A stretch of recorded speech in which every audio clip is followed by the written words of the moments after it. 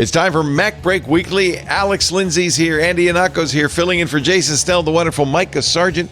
And we finally have a date for the big iPhone announcement, what we can look forward to, maybe even some surprises.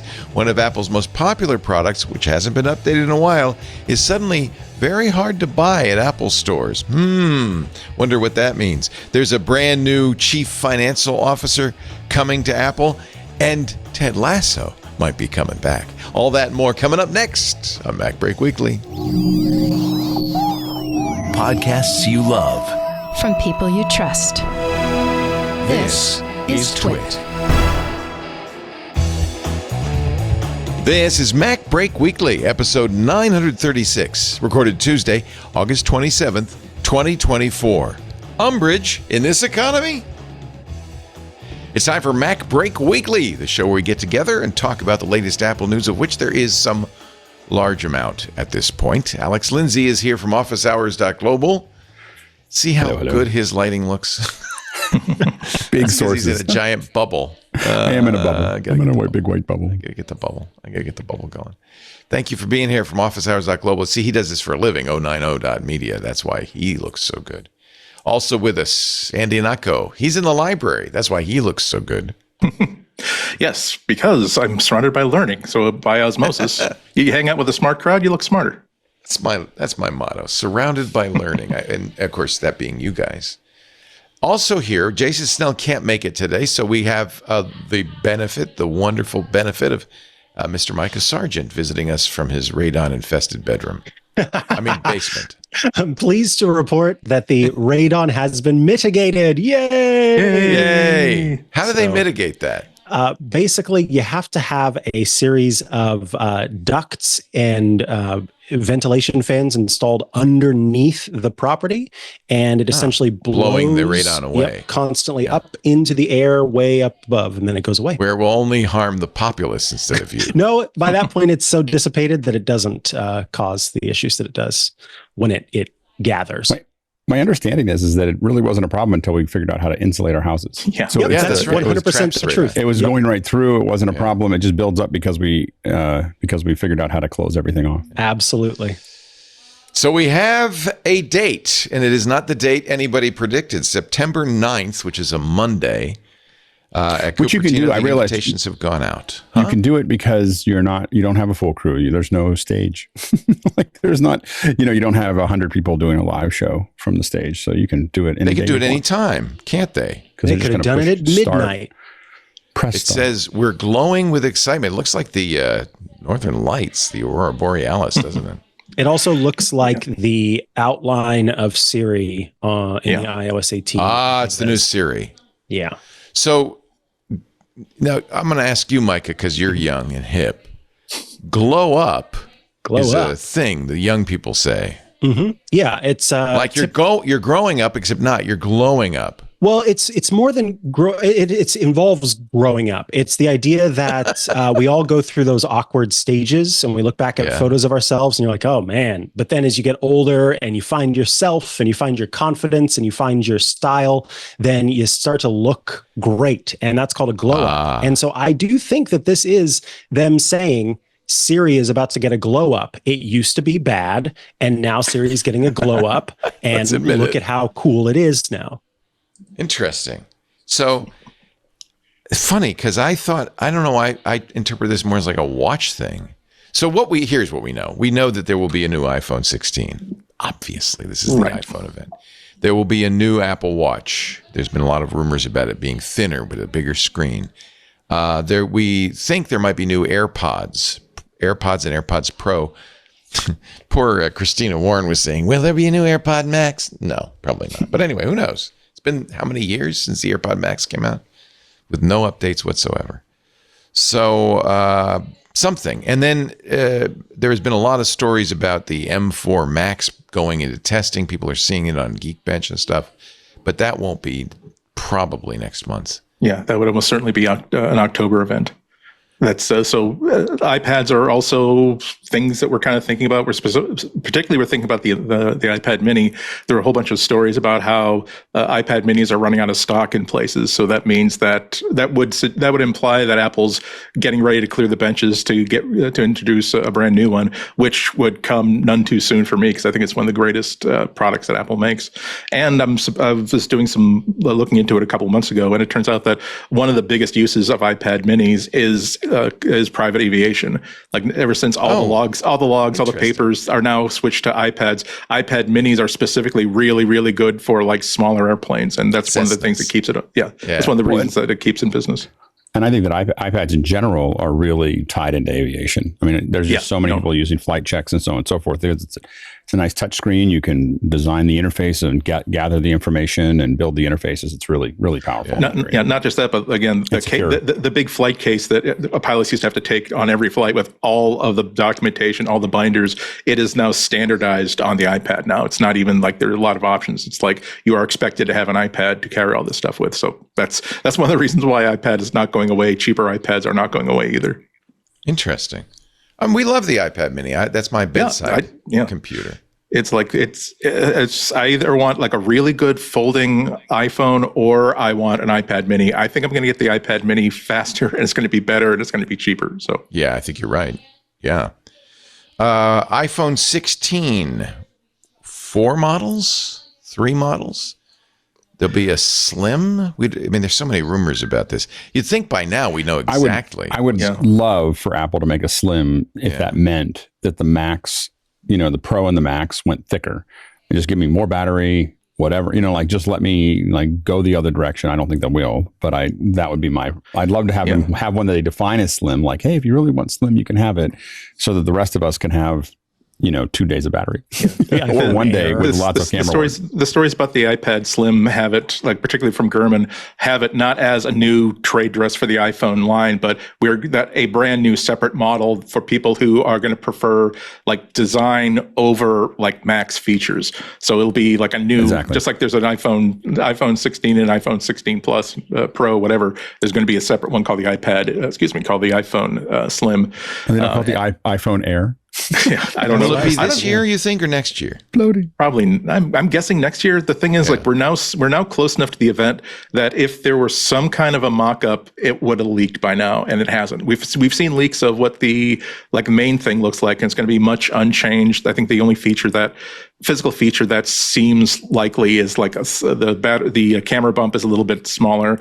There's also a lot of talk about what's going to be happening with the capture button, which now I'm really thinking that they're going to have a lot to talk about the capture button. When we were first talking about it, when it first came about, it's about, oh, great, we can have like a dedicated shutter button, a button that actually launches the camera and takes a picture, or something that we can script, or something that we can assign to launch any app.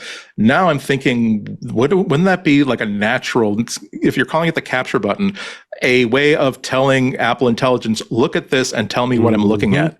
And not have to launch an app, not have to even speak anything, but simply, just like if you're in the international candy store, you don't understand what the wrappers mean, just hold up the phone, press the capture button, and it will say, oh, that's a Russian candy. It's kind of like a resin, more like less like a caramel. I don't think you want it unless you have really great teeth.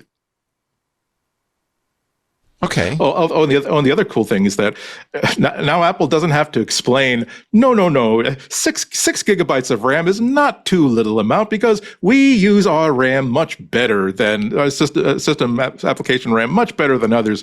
The other rumor is that the minimum RAM is going to be 8 across the board. Again, a lot of the stuff is going to be supporting Apple Intelligence. And so this is going to reflect the needs for the next 3 or 4 years a lot more than any previous phone has ever done before, because Apple had so many different ways of kind of stretching out the service life of any phone that you bought. But Apple Intelligence is really going to be the difference between either you've got enough RAM to run this or you do not. And we're not going to mess around and giving you a limited experience because you have limited RAM. You are just not going to be able to run Apple Intelligence. So I think they're going to have to be erring on the side of more capabilities in the future, just to make sure that whatever they're coming up with 5 years from now is not going to immediately obsolete phones that they sold like 3 or 4 years earlier. Yeah. So Apple Intelligence will not come out. I mean, I can't believe September 9th is a week from Monday. Yeah. 2 weeks from yesterday. It will not come out right away in October. But you're saying they'll ship phones that will have both the capability of running Apple Intelligence, the new 8 gigs of RAM and the 18 chip, but there might be some that don't? No. I'm saying that from now on, like they can't cheap out on resources. Yeah, they have to make sure that because they've been saying all along, and everything has been backing this up, that the really good Apple Intelligence features are not going to be seen until the middle of next year. And wouldn't that frost your cornflakes if, oh, by the way, the plain, you should have gotten the Pro because actually only the Pro Max has enough RAM to do the stuff that we've been putting in all those cool ads. Yeah. So that's why like just table stakes is going to have to be minimum. It runs Apple Intelligence, so they're not going to be able to cheap out with less application RAM than usual. Good. So according to 9to5 Mac, Chance Miller writing, and he seems to have collated all the rumors. The iPhone 16's A18, that's going to be obvious, paired with the new 8 gigs of RAM up from 6. That's for Apple Intelligence. There's well, we have an action button now. So will there be 4, 5? That's what's wild to me. This rumor of an extra button. It made me wonder, how often, Leo, do you actually find yourself? Well, I guess Alex too, because you have the latest iPhone. Are y'all using your action button often? I tell myself I do, and then I check in myself and I don't. I use it a couple times a day. Okay. And the reason for it is it's connected to a shortcut that turns my lights off. So I turn. That's about the most trivial possible use for it. It is. It's a trivial possible use, but I use it all the time. As I leave my office, I just tap it, and all my lights turn off, and everything goes back to where it was. And so I can't say that I'm using it in an incredibly powerful way, but it is. I use it. I'm glad it's a button that I can define for that. I use it to talk to ChatGPT. But do you? Which I don't do all that often anymore. But if we get a smart Siri, I think that's what they're preparing for. This button should be the button to your personal pal. Because what you could do, Alex, is say, "Hey, turn off the lights." Exactly. Right. Yep. So it would be a multi-purpose. Yeah, and I would. But I'd love to have a button that was just ChatGPT or AI or whatever would be great, because I use ChatGPT all day. Yeah. So Joe, our Discord Joe, who is a photographer, street photographer, by the way, will be leading our photo walk on September 7th from Bryant Park through Manhattan. He says he uses the action button for his camera. So that's why I kind of wonder if you need a camera button, or maybe this is just a second. How many buttons? 5 buttons it would be then. Well, it's an interesting contraposition to stuff that we've been hearing before about how Apple wants stylistically. Apple's famous for a one-button mouse. Yeah, and that they don't even want to have a USB-C port on there anymore. They don't want to have physical buttons anymore. They just want like haptic sensors, kind of like the touchpad on MacBooks. And so now every story that we're getting is that they are open to having extra buttons on there. And again, the message on almost every flagship phone moving forward is going to have to be it's an AI phone, as to the extent, short of the extent where it becomes super, super hype. But if there's a really good feature, again, look at this thing and tell me what it is. Help me at this thing I'm looking at right now. That kind of thing shouldn't be buried under several layers of app launches and interface. If that's something that they can say, by the way, here's a dedicated key for that, and we can remap it, but its default sets to our smart personal assistant that's multimodal and can deal with stills and video and audio. That's a hell of a place to put it. It's the funny thing is that like one of the biggest failure phones in the history of phones was, of course, Amazon's Fire Phone, and that was like one of its breakthrough features. It had like a button on the side that just basically said, "Help me out with this and show me what this is." And so it would be nice just to be able to salvage a good idea from an otherwise like absolute Edsel Fire Festival of a phone. So, as Vasco points out in our YouTube chat, Siri, of course, can be activated by long pressing the screen off That's button. true. You can also say out loud the certain two commands. Yeah. But I noticed, so this is my question for you. I noticed on the new Pixel, I just got the new Pixel 9, you have a choice between Gemini Gemini. Gemini. It is Gemini, by the way. Is that a Gemini hegemony? It is Gemini. It should be Gemini. You don't say I got a Mini burrito. You don't say I got an ini file. You say ini. So why is it Gemini? Anyway, I'm sorry. It's an old man yelling at class. Pardon me.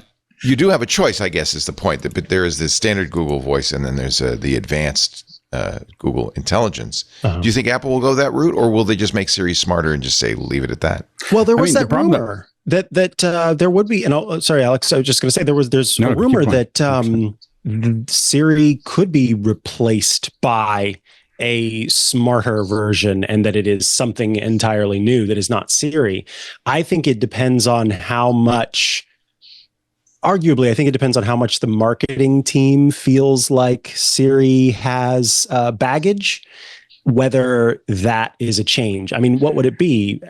You'd say Apple instead, because everybody else is kind of going away from just brand name to a specific name. So in that way, Siri makes more sense. But go ahead, Alex. I think the hard part that I have is I have so many devices that if I say, hey, Shlomo, so many devices turn on that I can't tell what I'm telling to do what, and so I had rap music playing up here yesterday. I couldn't figure out where the hell it was coming from. And I have a little HomePod mini up on a shelf that must have gotten the top got tapped accidentally.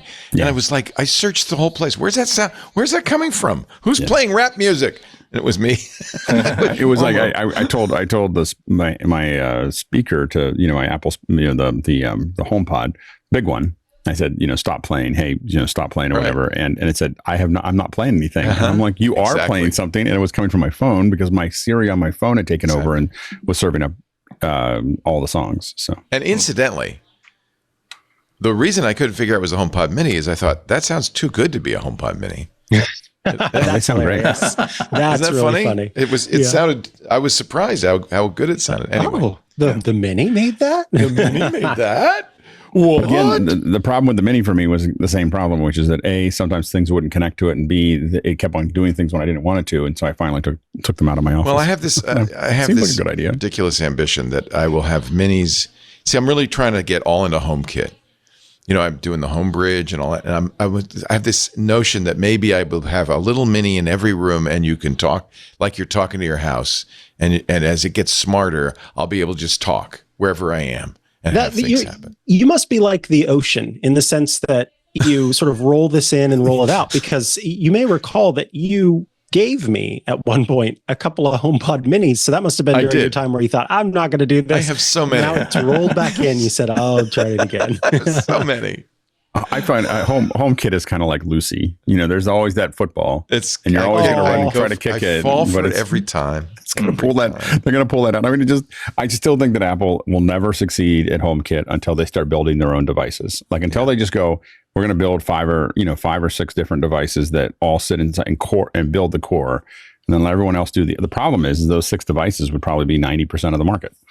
And so that'd be hard to figure out who's going to do. But I just think Apple I just don't think they will never succeed integrating with other people. Like it's just not what they do. They're not good at it. And they're never going to they just have to build their own. They don't play nice with others. They just don't understand other people. And then everyone else, because everyone else is kind of like, well, we want it to work with this and this and this and this, rather than people just building for HomeKit, but the HomeKit's not big enough because it's not working to just be building for that. But I think Apple could do it, and they could probably build a little business that makes, like a tiny little business at Apple, making $3 to $5 billion a year, selling thermostats and locks and light controls, and they could do that. And it would probably be about $3 to $5 billion for Apple to just go a hobby. Yeah. But that is an interesting question though, like what to do with Shlomo, like now that there'll be, because the leap in how you interact with it, let alone what you can do with it, it's not subtle. Like when I started using Gemini on my Android phone, after being a very heavy user of the Google Assistant, it's like the ability to not have to patiently, this is going to sound horrible and from an etiquette point of view, but not have to patiently wait when the assistant is on a wrong track, or if like you yourself changed your mind about something, being able to interrupt and go with something else, and being able to being able to pick up on part of the conversation just 45 seconds ago and not have to restate like the elements of what you're trying to achieve and what you want the thing to do. Once you start having that kind of a natural conversation tone with the assistant, it really does change the relationship. And so I wonder if they want to keep Shlomo as this is something that is very lo-fi. It's going to have it's going to run on absolutely everything. You don't have to wonder whether or not certain AI features are going to be compatible with your old phone or not. It will absolutely work. Whatever vocabulary that you've been using for the past 4 or 5 years to do simple things like set timers and reminders and turn lights on or off, that will absolutely work exactly the same way. We have this new thing called Apple Intelligence. It has an entirely different voice or choices of voices. And you are as a conversationalist, as a human being, you would expect that, oh, I hear this voice talking to me. I know that I can have a more complicated, in-depth conversation. The difference between talking to a clerk at a fast food restaurant versus talking to the sommelier at a decent restaurant. It's like, I know that I can have an in-depth, I'm interested in kind of dry wines. I don't know a whole lot, but I really like stuff from this vineyard or some stuff from this label, and I can spend $30 or $40. Let's have a conversation about what kind of wine would make me happy versus Big Mac, extra value meal, Dr. Pepper to drink, and I'd also like a filet of fish sandwich, to wrap to take home. I mean, for me, talking has been really, I mean, when I use ChatGPT when I'm walking, I just find it to be magical. Like I said, just tell me about this, and tell me about this, and tell me about this, and I go, what about this? But like, for instance, I wanted to build my diet for the, my lunches for my son and I are eating the same lunches right now. And we wanted to build them. So what we did is I went to ChatGPT and I said, I want lunches with this kind of, with these ingredients. I want to be able to make them all in 3 hours on Sunday. And I want them to be able to be stored, so that I have them all for the whole week. And so first, just tell me what you would give me. And we looked at it and we said, okay, that looks pretty good. I said, okay, give me the recipes. And so it gave me all the recipes. And I said, make it for 2 people because the 2 of us are making it. And by the way, the numbers were a little off. I think I made enough quinoa salad to last for a week. So anyway, that's easy to do, by the way. So much. Turns out 3 cups of quinoa goes a long way. Turns into a lot of quinoa. Yeah. So anyway, but then I said, give me the rest. Give me all the shopping list. Give me a shopping list and give me a shopping list for all the things that are there. And it just gave me that. And I said, I organized it. I said, make it alphabetical based on the ingredient. And it did all of that. Make that a, text file that I can put into notes. And it gave me that. And that kind of thing. And I'm eating it all week, and it's really good.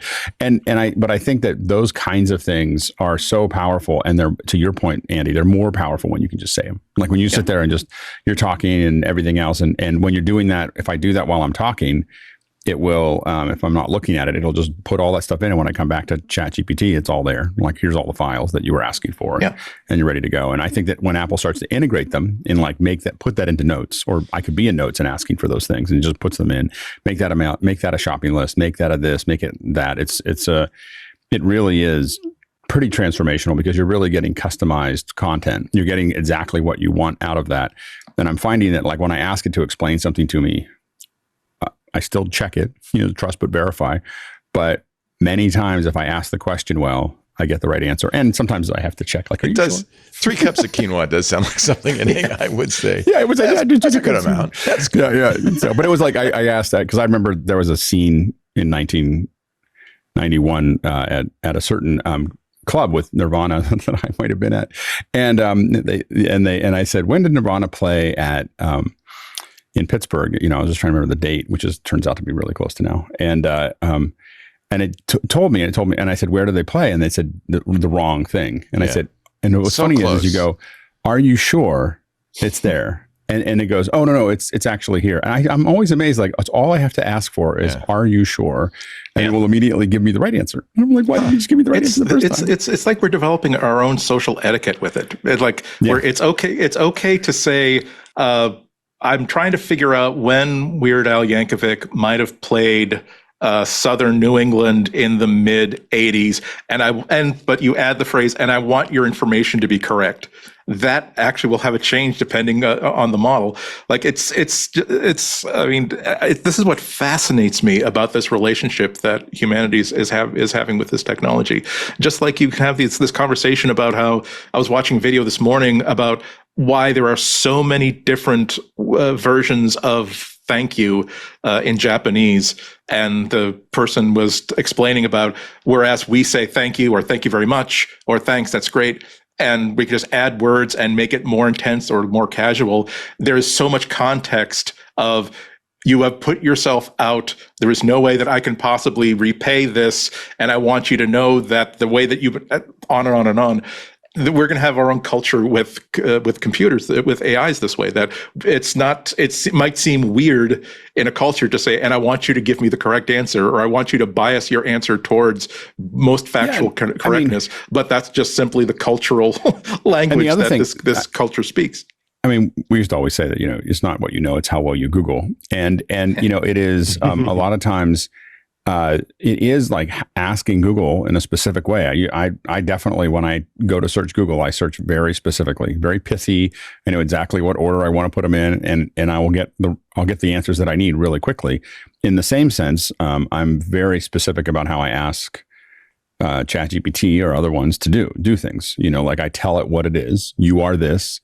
I want this. You are this, and I am this. Oftentimes, like you are this, and you are. A physicist, Michio Kaku, I am a 10th grader. Like now explain this and put it in this format. And when I do that, and if I tell it little things like what Andy just said, like, explain it clearly and succinctly, but be as accurate as you can. That's what I've said. It does make a remarkable difference. And it's just a really, again, the speed of learning for me is just accelerated exponentially. So when Google shows off what the Pixel device can do, when Apple has shown off what Apple Intelligence can do, they are not showing these sort of tips and tricks that you are both talking about. And I don't see the average user doing that, right? I don't see the average user doing that. It's prompt engineering. And if you follow prompt engineers, they'll tell you all these things, like here's how to do this, and here's how to do that, and here's how to get, this kind of thing. And this is what this means something to the algorithm when you say this, or to the whatever. And so the average person, and you can get anything to hallucinate if you push it hard enough. Like, you can punch it into a corner and get it to do things it wasn't designed to do by asking it crazy questions or, that kind of thing. And so so I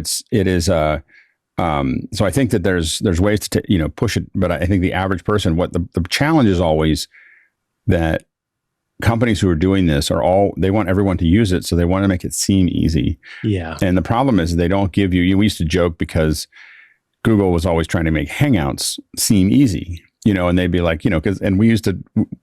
when they hired us to do stuff, we would have not $1 million, but maybe $500,000 of hardware on both ends, to make sure that it looks amazing and did everything. And we used to take pictures, I would say, because Hangouts are easy.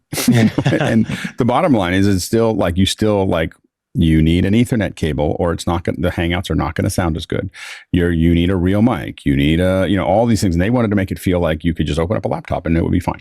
And in the same way with AI, everyone wants to make it seem like it's just like a person that you're talking to. But even like a person that you talk to, if you ask them, if you ask people around you for a specific thing in a specific way, you're going to get a different result. And I think that's I find, that you talk to people in a certain way and you get a certain result because you're talking to them that way. It's the same thing. Yeah. It's just that it feels more organic when we're doing it in person. Yeah. And the differences, and this is the missing chunk that's going to really revolutionize this kind of conversational AI, the ability to say, I really don't know. I've got some information, but I don't know how good it is. Let's talk this out and see if we can figure out like what's good and what's not. I'm actually surprised at how often ChatGPT tells me that. Like, I can't answer that. Yeah, I don't have the information for that. Yeah. Yeah. And how upset we get when you say, oh God, well, you mean you can't go into my calendars? Well, no, I could pretend that I can go into your calendars. Would that make you happy? I don't think you'd be happy if I were making things up. But yeah, it's really is like, to me, me, at this moment, or at least for the way that I use these services, there's still like a hard line between I'm searching for facts and I just want to create something, even if what I'm creating is just an idea. Like if I want to work through ideas for like, if I want to, I'm using this web service and it uses this language I've never heard of called Blum. And do you know anything about asking Gemini, do you know anything about this programming language, this web language? Say, well, how easy do you think it would be for someone who just knows JavaScript and JavaScript pretty much? I know most web technologies, but I'm not a professional. How hard would it be to do an interactive section of a website given this language? And they work, well, here's some frameworks you could do. Like, well, I'm not interested in, I don't know if I want to learn frameworks. I want to do something kind of simple. Okay, well, then JavaScript is kind of works like this, but not really. That's the sort of stuff that I use these clients for. And so the idea of having guardrails of expectations, of saying this is the tool inside this phone that will absolutely turn your lights on and off. This will absolutely, you will ask the question, I want it to be cooler in this room. It will definitely turn on the AC and turn it off when it reaches a certain temperature, versus I'm trying to figure out how to save money on the heating and cooling in my living room. What are what are the different strategies that I could go for this, and without having to outline here are my goals, here are my resources, here's my budget, here's the people who are living in this thing. Having a conversation with somebody and not knowing where it's going, that's one of the big carrots that Google first dangled in front of us 3 or 4 years ago when they first started talking heavily about what they hope to do with artificial intelligence by moving the whole focus of the company towards AI.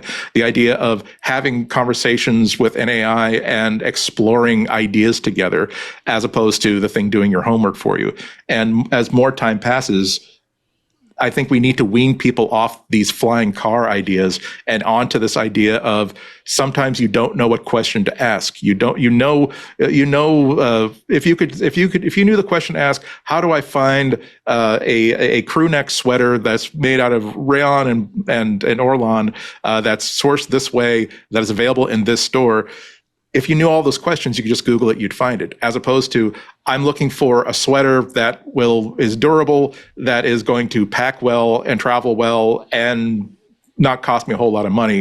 And then have a conversation about what's available, what happens, even if it's a larger goal than simply getting a sweater. That's the sort of thing that we're gonna have to train people to expect from AI, as opposed to turn on the lights. Yeah, and one last thing that I wanted to say is I also think that there's probably a lot of this quote unquote prompt engineering that goes on behind the scenes. And funny enough, as we were talking about this, Anthropic just started publishing, I don't know who has access to be able to show something on screen, but if you go to line 81 in the spreadsheet, has started publishing in its release notes these system prompts that are by default provided to Claude. And so here it shows the and we've seen Claude. These Apple in the Apple code too. This exactly. is a rather long one. Holy and I cow. think that plays a role in making it so that the individual is not required to do as much of this prompt engineering on their own, so that you can just say, I want a new sweater and I live in this place, or even it already knows where you live and suggests a sweater based on that. As much as we're all good at nerding out and figuring out the precise, exact, perfect way to brew that cup of coffee, and in this case, brewing that cup of coffee is telling the assistant what you want, the average person, if they do it at all, is going to hit the button and hope for the best. And I think that the sort of preemptive prompt engineering, if you will, is going to be important. And I wonder how big a role that's going to play in each of the AIs kind of standing out for a company. This also tells you a lot about the culture of each AI company, because Anthropic is safety focused. They left Google because they didn't like what Google was doing safety-wise. And so you see things in this prompt like Claude always responds as if it is completely face blind. By the way, it's not, but it responds as if it is. If the shared image happens to contain a human face, Claude never identifies or names any humans in the image. There's a lot of safety in here. Yeah, you get a lot of complaints from your users that way. On a lot of the Reddit subreddits about Claude and AI, people are complaining that, oh, well, they made Claude a lot dumber in the past couple of weeks. And it's usually because they put in a new guardrail or they changed some of these prompts that are built in to essentially, no, you can't do it the way that you've always been doing it. Try to find a new way to do it. Yeah. I go back and forth constantly, not only just with HomePod minis, but in general. I go back and forth on AI and on safety. I often think, just let AI be AI, forget safety, throw it out the window. Let's see what it can do. And the safety comes from users, as we've just been talking about, understanding what the limitations of the AI are, and the user using human intelligence to vet the information it gets. And I think that that's preferable to an AI being kind of artificially dumbed down, especially because it doesn't work very well. It's not reliable. And the problem is it's a bit of a tragedy of the commons in the sense that if we dumbed down the ones that we're using, not everyone's going to do that.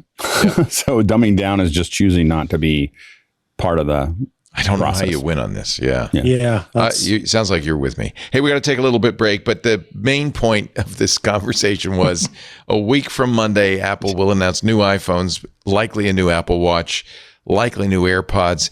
And based on the fact that, as Andy noted, you can't get the Apple iPad mini right now. They're running out of stock, maybe even new iPad minis. We can but hope. Right, right, Andy? Yeah. We could just cross our fingers and hope. The heart wants what it wants.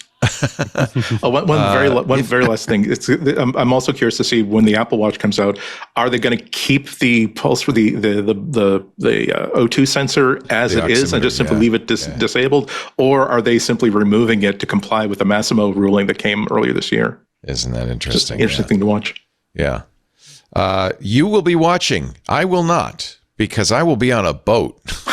But you will be, or actually, that's right when I'm getting on a boat, which means I won't even be able to watch the stream. But Micah, you're going to do it for us, right? Yes. Rosemary Orchard has agreed to join me for that event. Perfect. So Rosemary Orchard and I will be covering it live. I'm very excited. The iPad iOS Today team. It makes perfect sense. 10 a.m. Pacific time, September 9th. You can watch the stream here. Of course, you can watch it on Apple's site. What we usually do with these events, because Apple takes umbrage, and I honestly can't afford umbrage. So if Apple takes in this economy, umbrage is expensive. It's way out of my inflation. You think inflation's bad for gas? Umbrage in this unprecedented macroeconomic headwind. No, yeah, exactly. So we don't stream it on YouTube is as a result, but we do stream it everywhere else, as we do everything now. I hope you're enjoying this. I love it. We are now streaming in 7 different venues. Of course, our Club TWIT members get to watch us in the Discord, which I'll be honest, Discord is not designed around streaming video. And so it's kind of iffy. But you get this kind of, inside the club view. The Discord is also where they're chatting. But we also stream on YouTube, except for Apple events. But for MacBreak Weekly, YouTube.com. I probably shouldn't say that out loud. So kind of like, suddenly I'm thinking maybe the umbrage will be spread. Anyway, youtube.com/twit/live, twitch.tv. Hello, Twitch. We get a lot of chatters in our Twitch room. Twitch.tv/twit. We're also on Facebook, LinkedIn, x.com. Kick right now, although we're thinking about, and I'd love your feedback, swapping Kick for Telegram. Both of them, offer streaming, and I think we can only do 7 with Restream, our partner here. So, I think we're going to trade that for Kick because we don't get a lot of response from Kick for Telegram, where I think we would get more response. Anyway, you can watch that event a week from Monday, 10 a.m. Pacific, and of course, all our shows on those streams. This episode of MacBreak Weekly brought to you by Zocdoc. There he is. There's the doc. There's some things in life that it's okay if it doesn't quite work out, if it hallucinates, or if it does, trying a new type of milk in your coffee. There's some things you shouldn't make milk out of. Used tires, for instance, or a cheap Instagram ad impulse buy, or my favorite gas station sushi. Won't be doing that today. But you don't want to take a chance with the right doctor. It shouldn't be a crapshoot, and that's why you need Zocdoc. With Zocdoc, It's because you've got more options than you know. You don't have to settle. You could find a doctor who takes your insurance, a doctor in your area, a doctor with a specialty that fits your needs. It's not just MDs, it's chiropractors, it's dentists, it's within even MD. I was looking for a gerontologist. I found 2 in the area. That's awesome. Zocdoc, Zocdoc. It's a free app and website where you can search and compare high quality in-network doctors, choose the right one for your needs, and click to instantly book an appointment. That's the other thing. Often these doctors are available today, which is nice. We're talking about in-network appointments, more than 100,000 healthcare providers across every specialty, mental health, dental health, eye care, skin care, and a whole lot more. You can filter for doctors who take your insurance, who are located nearby, who are a good fit for the medical need you have. And this is something else very special, who are highly rated by verified patients, because Zocdoc has reviews of all the docs, and that's fantastic. You can really get a sense of, what style, what the bedside manner is of a particular doctor. Sometimes people really like somebody who's going to give them every detail. Sometimes people just want somebody who's going to tell them what to do, and that's it. So Zocdoc lets you narrow it down that way too. Zocdoc appointments happen fast, typically within just 24 to 72 hours of booking, sometimes even same-day appointments. Look at that. Look at this. This is so great. Right now, stop putting off those doctor appointments. Stop rubbing dirt on it. Go to Zocdoc.com/MacBreak to instantly book a top-rated doctor today. Zocdoc.com/MacBreak. Zocdoc. Thank you, Zocdoc, for supporting the show. Zocdoc.com/MacBreak. I ran during the break. I ran to get my Pixel 9, which came in a couple of days ago, and I realized, I forgot to charge it last night. I left it in my man bag over. I haven't charged it since yesterday morning. It's still at 85%. People are going crazy over this. The battery life on the new Pixel 9 XL is incredible, and it feels like it too. This is a heavy phone. Is it a mistake for Apple to focus on slim instead of massive battery life? Apple historically is very, very happy to simply keep battery life the same and give you extra power at the same size. Also, slimness. I love this. Google's actually increased this. Are you going to get a Pixel 9, Andy? I know you're an Android guy. I don't know. Maybe this year, maybe next. I'm now at my Pixel 6 is 3 years old. We're now entering the window in which I can justify updating it. I might wait another year just to see what Apple does and to see what Google does, having learned from their first all-in AI phone. Right. But I'm telling you, every time that I see public and private demos of what's going to be possible in 3 or 4 months, if you have the right AI enabled phone, I would like to do that on my phone. I guess I don't get to do that. Oh, wow, I could really see how that would help me out if I had a phone that was newer than this one. And I think a lot of people are going to be going through the exact same thing. There's going to be a real, it's a great time to have a 3-year-old phone that has kind of a scratch screen and whose battery might need to be replaced in the next 6 months or so, because you don't want to get, look, the camera's a little bit better. Oh, look, the battery life is a little bit better. Oh, look, the screen is the adaptive screen. The frame rate is a little bit better when I'm playing games, but I don't play a lot of games. What you're hoping for is the transformative effect where I can do things with this device. I have solutions available to me that were not available to me before. There are opportunities available to me that were not available to me before. A lot of people are going to be very, very happy with their next phone upgrade. That's for sure. I was very pleased. I thought that Call Notes, I had read somewhere that Call Notes, which is the feature that I really wanted, was not available in the U.S., and it is. I found it. Somebody texted me, said, no, Leo, you can get it in the U.S., I know I can't figure out where it is, but it is. That's the thing where it records the call as you're doing it. It does tell everybody on the call this is being recorded, and then the AI analyzes it and gives you notes on it. Yeah, not just a transcript, but just, here's you have a new meeting set for 9 a.m. next week. Yeah. Terry said that he's going to have this available by Tuesday. Yeah, that's the sort of thing where you quickly forget that you spend $1,000 on a brand new phone to replace a phone that was, again, a little bit of scratch on the screen, but otherwise working just fine. Yeah. Isn't it interesting though that Apple's going to have they're not going to have nearly as many working AI features in the phones that they release next month, but they are almost certainly going to be releasing the new version of the OS at the same time. Whereas Google did something extremely weird.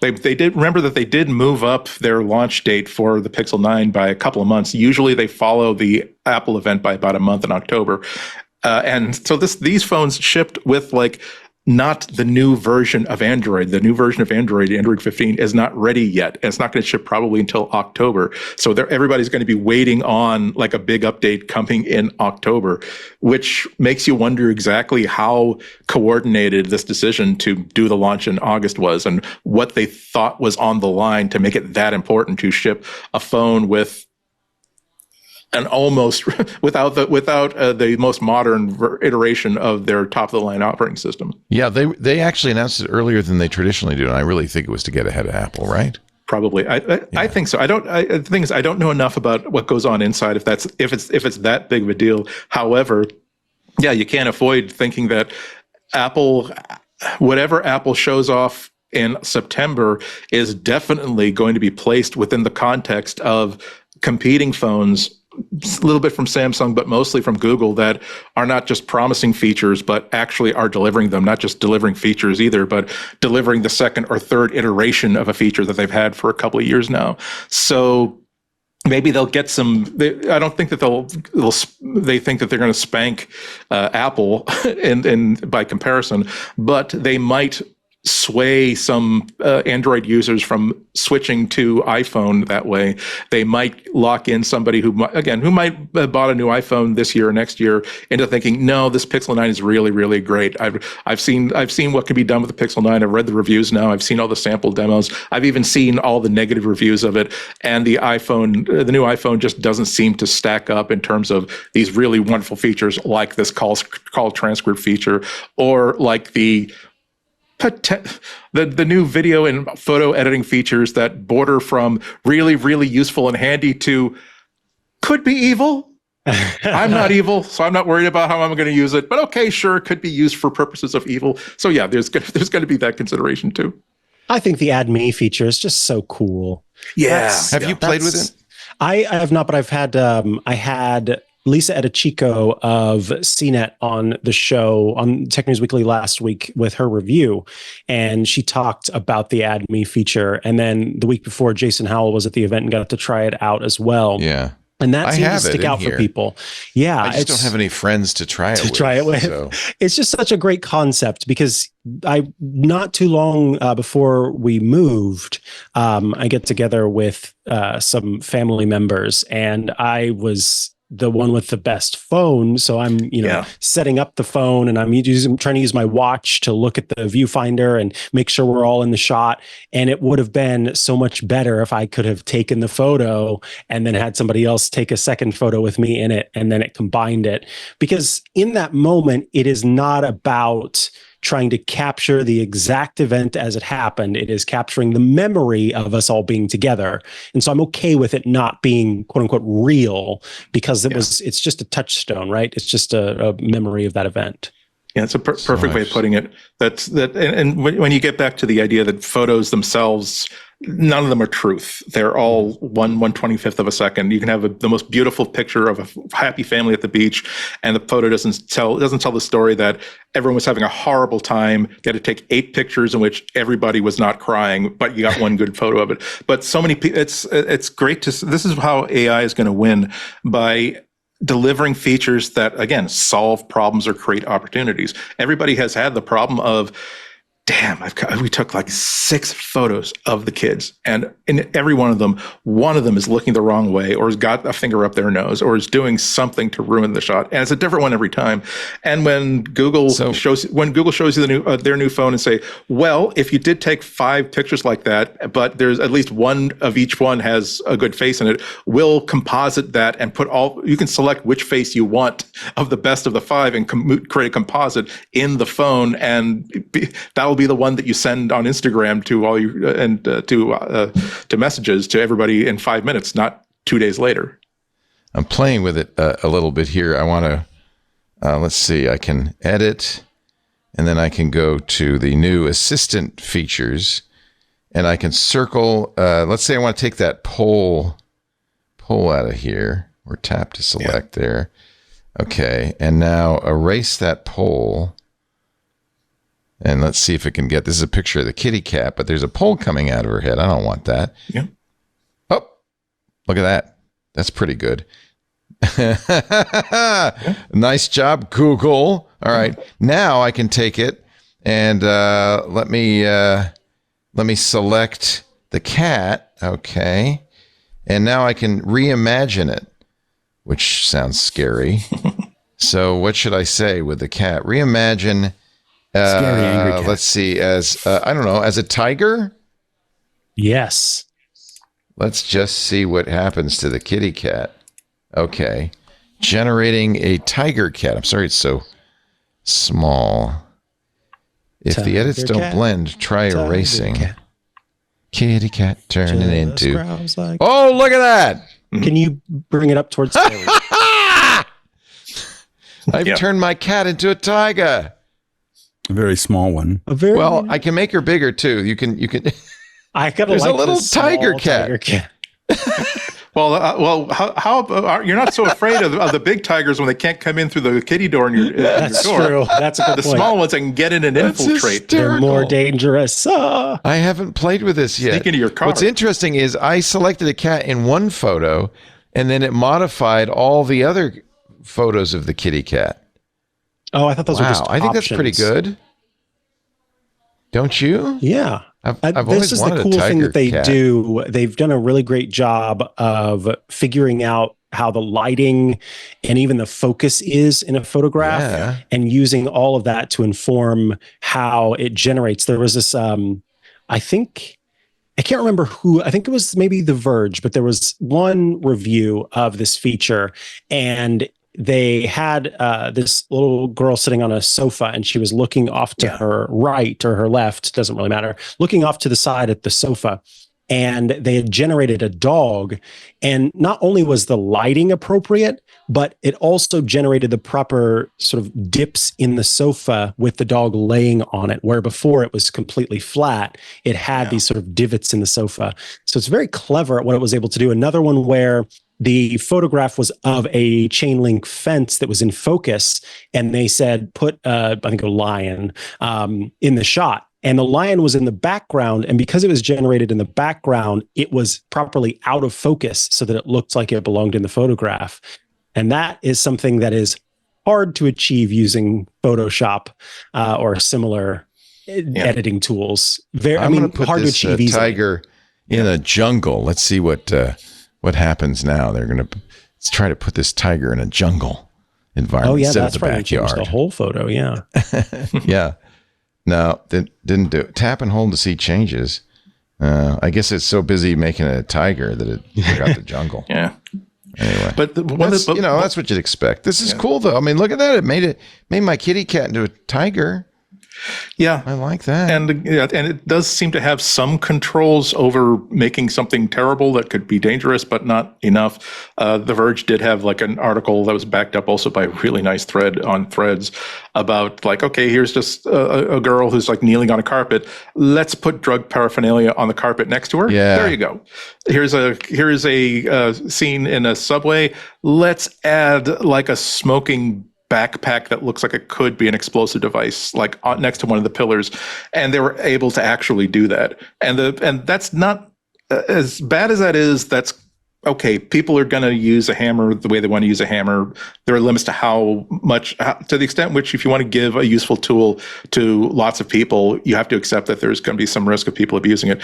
What was kind of surprising to me was that there doesn't seem to be any sort of a tag or ID or EXIF information that is automatically added to this image, so that when it leaves the environment of the phone, there's a way for another app to tell, oh, this was AI generated. This is a suspect app, a suspect image. And you can tell if you forensically, but there should be a way to simply flag so that Instagram can simply say, "Oh, by the way, this is AI generated." Even like a feature where you can just press a highlight button, it will just mark in orange all the sections of this that were not actually captured by the camera. That seems to be the minimum responsible thing to do when you add a feature that's this powerful. There, I put her in a field of flowers. How about that? Nice. Yeah, I mean, I guess what we now have to think is, what you see is not. What the hell is that? Oh, it turned the cat into a flowers. Okay, it's a daisy cat. What you see anymore in a picture, but I mean, that's been that way for a while, hasn't it? And not just that, but how many times have like social media been faked out, not by a fake image, but by, oh, well, you said that this was people storming the airport to get at this political person who's trying to leave. It is an authentic photo. Nothing about it has been edited, but it is actually taken 11 years ago about fans who were greeting like a soccer team that's coming in through an airplane. So yeah, part of what we need to learn as a society is here is how media works. Don't necessarily trust facts. There's only one version of facts, and it's been that way forever. I mean, it's so easy. Anybody can do it now, right? That's the real issue is that Matthew Brady moved dead bodies around in the Civil War for effect. Yeah.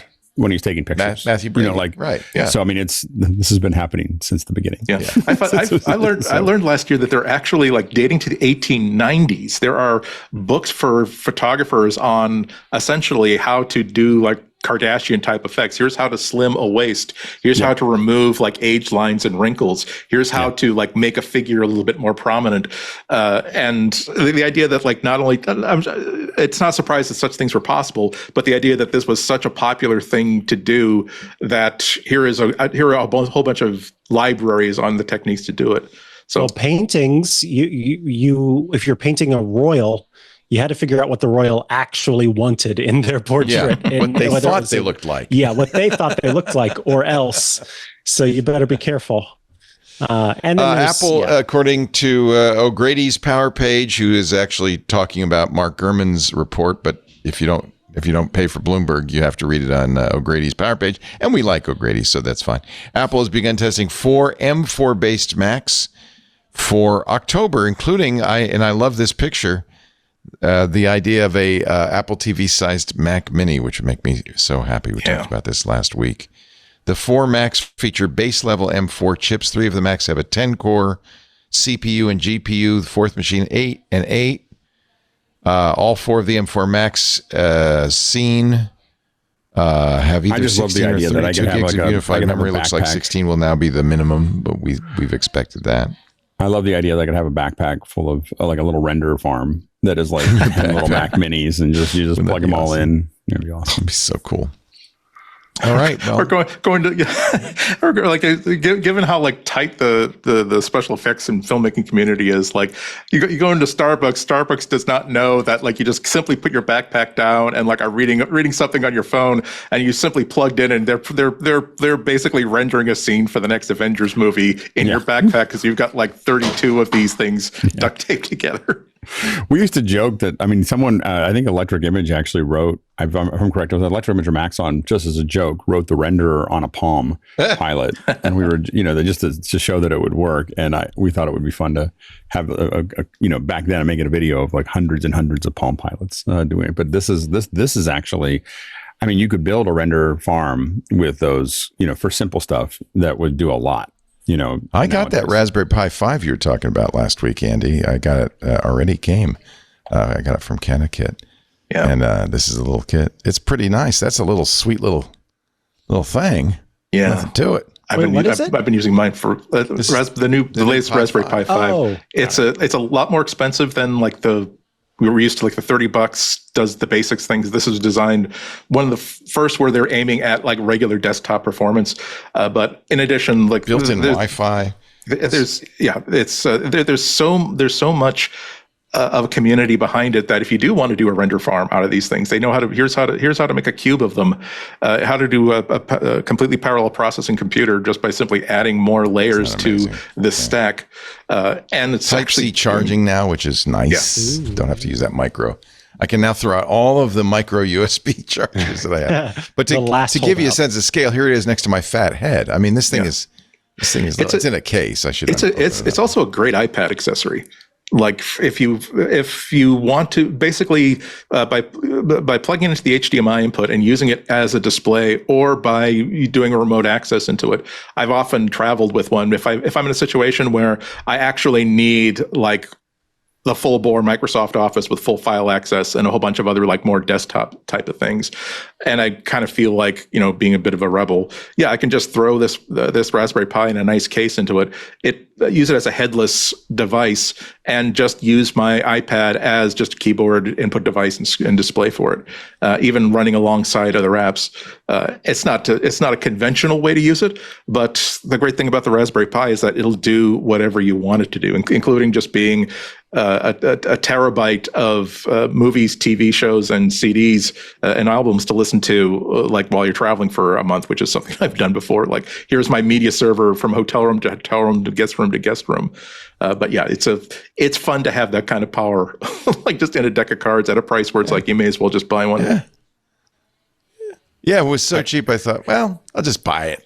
I do think that if the price went down with the size, I don't know if it will, but it's really a Mac Mini at $299 or $349 or whatever is super interesting. I think Apple could sell, because I think for a lot of people, even though it's a little bit more than their Apple TV, getting one of those that is just now full purpose, you know, like that just becomes your Apple TV, and you can put it. And I think especially if they had Apple TV mode, where it can act like an Apple TV, or you can push out and go, I want to go into the OS. You know, I think that is super compelling. Wow, I would absolutely. You're just speaking my language now, because I was going to say I was almost on board, but I love my Apple TV and its UI. So if it did both, buddy, I'd be buying those for sure. And just think about, like, if they could get it down to like regular price of $349, but it's like $279 educational pricing. Because if there's one thing that, as a person who haunts like government auctions, like there's one thing a school system has, it's monitors that are not doing anything and keyboards and mouses that are not doing anything.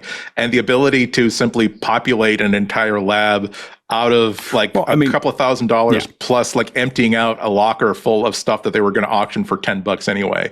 That's pretty compelling. My son just started multimedia in his school, and they're using 2017 iMacs, you know, and you're just kind of like, you know, this computer, these little pucks could be, it doesn't fix the monitor problem, but it would be probably 10 times faster than what they're using right now.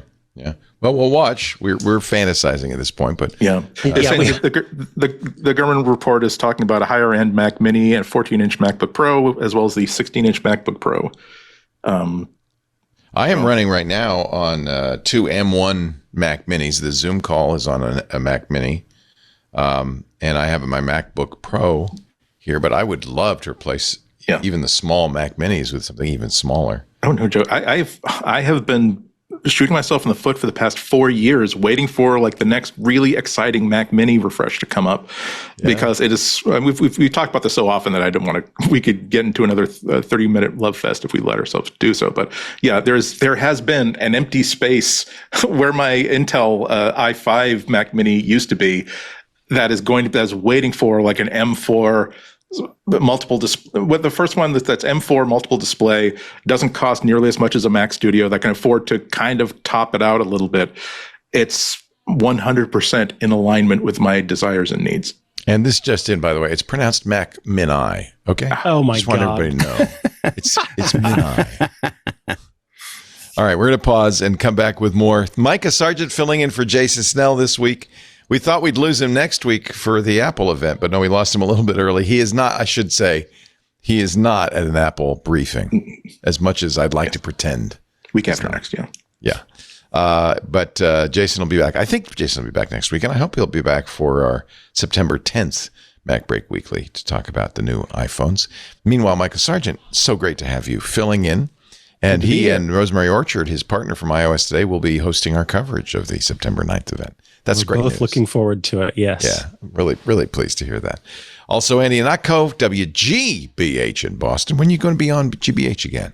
Not this week, but week after next on Thursday at 12:40 p.m. All right. You'll have something to talk about by then. Definitely. And, of course, Alex Lindsay, 090.media for his day job, but his passion is office hours. They're both my passion. We're doing some, the 090 stuff that we're doing, I oftentimes can't talk about, but it's pretty exciting. I'll be able to talk about it a little bit later when it comes out. Really? Yeah, there's a lot of crossover between the two, but we're doing some pretty, just stuff I can't talk about right now, but the fall will be very exciting for us. So there's a lot of... The fall, what's happening this fall? No, I work a lot in theaters, so just most of my work is done in large theaters. so I always stream to theaters. So anyway, so just watch the news. It'll be fun. And then the Ipa Buenos Center? No, like movie theaters. Movie theaters. That sounds interesting. So that's a lot of what I work on. So I just had a thought, and I don't even want to air it because either okay. So anyway, we'll be able to talk about it more in the Expect future. A text message. And so but by the way, the stream with the Verve Pipe is we moved it. It was going to be today. It's going to be tomorrow, and we're going to do an interview with Brian Vander Ark, the lead singer for the Verve Pipe. Tomorrow from Sweetwater. So that's actually where they're playing, the Sweetwater Mill Valley, which is, by the way, a great venue.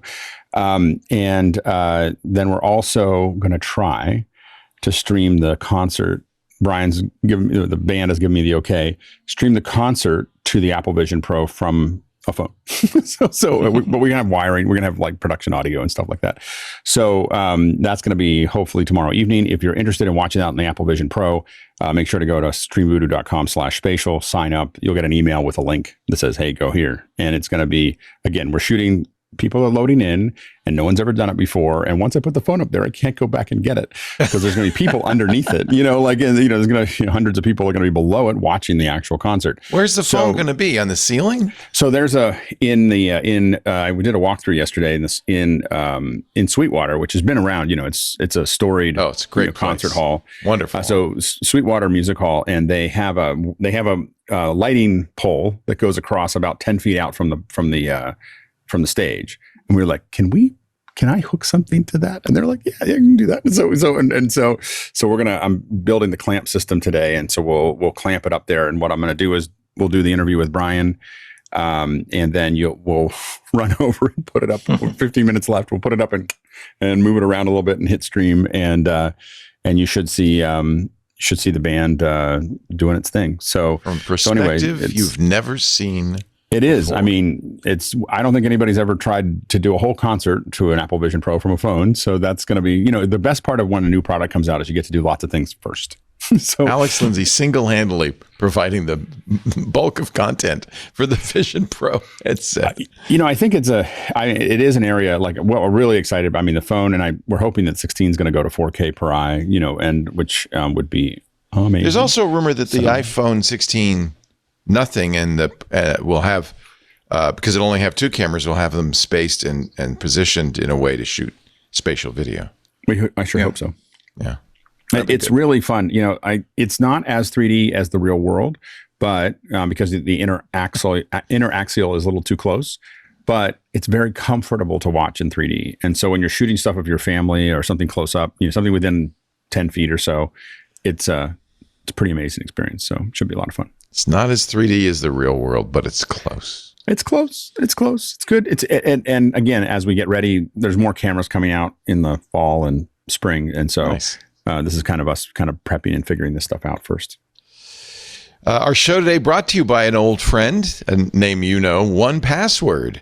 Actually, it's by two old friends because Collide has been a long time sponsor of our shows, and they've recently merged with OnePassword, and now they've created something new that is the beautiful love child of OnePassword and Collide. It's called OnePassword Extended Access Management, and it solves a very real problem in businesses today. Do your end users always work on company-owned devices and IT-approved apps? No, of course not, right? They bring their own phones in. They bring their laptops in. They bring their out-of-date Plex servers in. So how do you keep your company's data safe when it's sitting on all those unmanaged apps and devices? 1Password Extended Access Management. That's how. 1Password Extended Access Management helps you secure every sign-in for every app on every device. It doesn't need MDM. It solves problems traditional IAM can't touch. Imagine your company's security like, I guess, the quad of a beautiful Ivy League college campus. You know, you can imagine this beautiful brick ivy-covered buildings and leading from building to building, wending their way, beautiful brick paths, maybe lined by daisies. That's kind of like your network inside the building's company-owned devices, IT-approved apps, managed employee identities. Then there are the paths that people actually use, also like your network, the shortcuts that are worn through the grass, that are the shortest lines between the two buildings. Those are the unmanaged devices, the shadow IT apps, the non-employee identities like the contractors, the way people actually work. Most security tools are designed to work on those happy little brick paths, but a lot of security problems take place on the shortcuts. That's why you need 1Password Extended Access Management, the first security solution that brings all those unmanaged devices and apps and identities under your control. 1Password Extended Access Management ensures that every user credential is strong and protected, every device is known and healthy, and every app is visible. It's security for the way we really work today. And it's now generally available, wide availability to companies that use Okta for authentication and Microsoft Entra for authentication. And it is in beta for Google Workspace customers. They did this fast. That's great news. Check it out, 1password.com/MacBreak. That's the number 1, PASSWORD.com/MacBreak. 1password.com/MacBreak. We thank them so much for supporting MacBreak Weekly and congratulate them on this new product. It's really good news. On we go with the show. Luca Maestri retiring, or maybe not retiring, but he's transitioning. He is. You may not know the name, but if you listen to Apple's analyst calls, you'll hear his voice. He's Chief Financial Officer at Apple. He's been there for more than 10 years. How long has he been CFO? Actually don't know. About 10 years since 2013, I think. Okay. He is going to, apparently, according to the Apple press release, continue to lead the corporate services team and real estate and development, reporting directly to Tim Cook. I can't tell if this is a lateral move. It doesn't feel like a promotion. No, maybe it's just he has more time to spend with his money. I don't know. Yeah, it feels to me like the sort of I have like $100 million. I have plenty of time in my life to enjoy my life. I'm going to stick. There's a transition that's been planned for, and with the person replacing them is the VP of Finance that's been around since another 11 years, who's been working very closely with him for pretty much forever. So there has been like a line of succession that obviously has been very, very carefully and deliberately drawn up and in place for a number of years. And he's going to stick around the company long enough to make sure that the transition is a very smooth one. Subtext to analysts and investors. That's not like there's going to be a jarring transition or anything like that. And it's maybe going to be like a Johnny Ive sort of thing where he's given sort of a thoughtful, he's going to stick around for another year or two and do a thoughtful thing where he does not necessarily have to show up at the office all the time, but he still keeps his dental plan. And it basically so that he fades away over time after a very, very long time. I have this vision that he came in, he went into Tim Cook, says, Tim, it's been a long time. I'm tired. I've got more money than I need. I'm going to quit.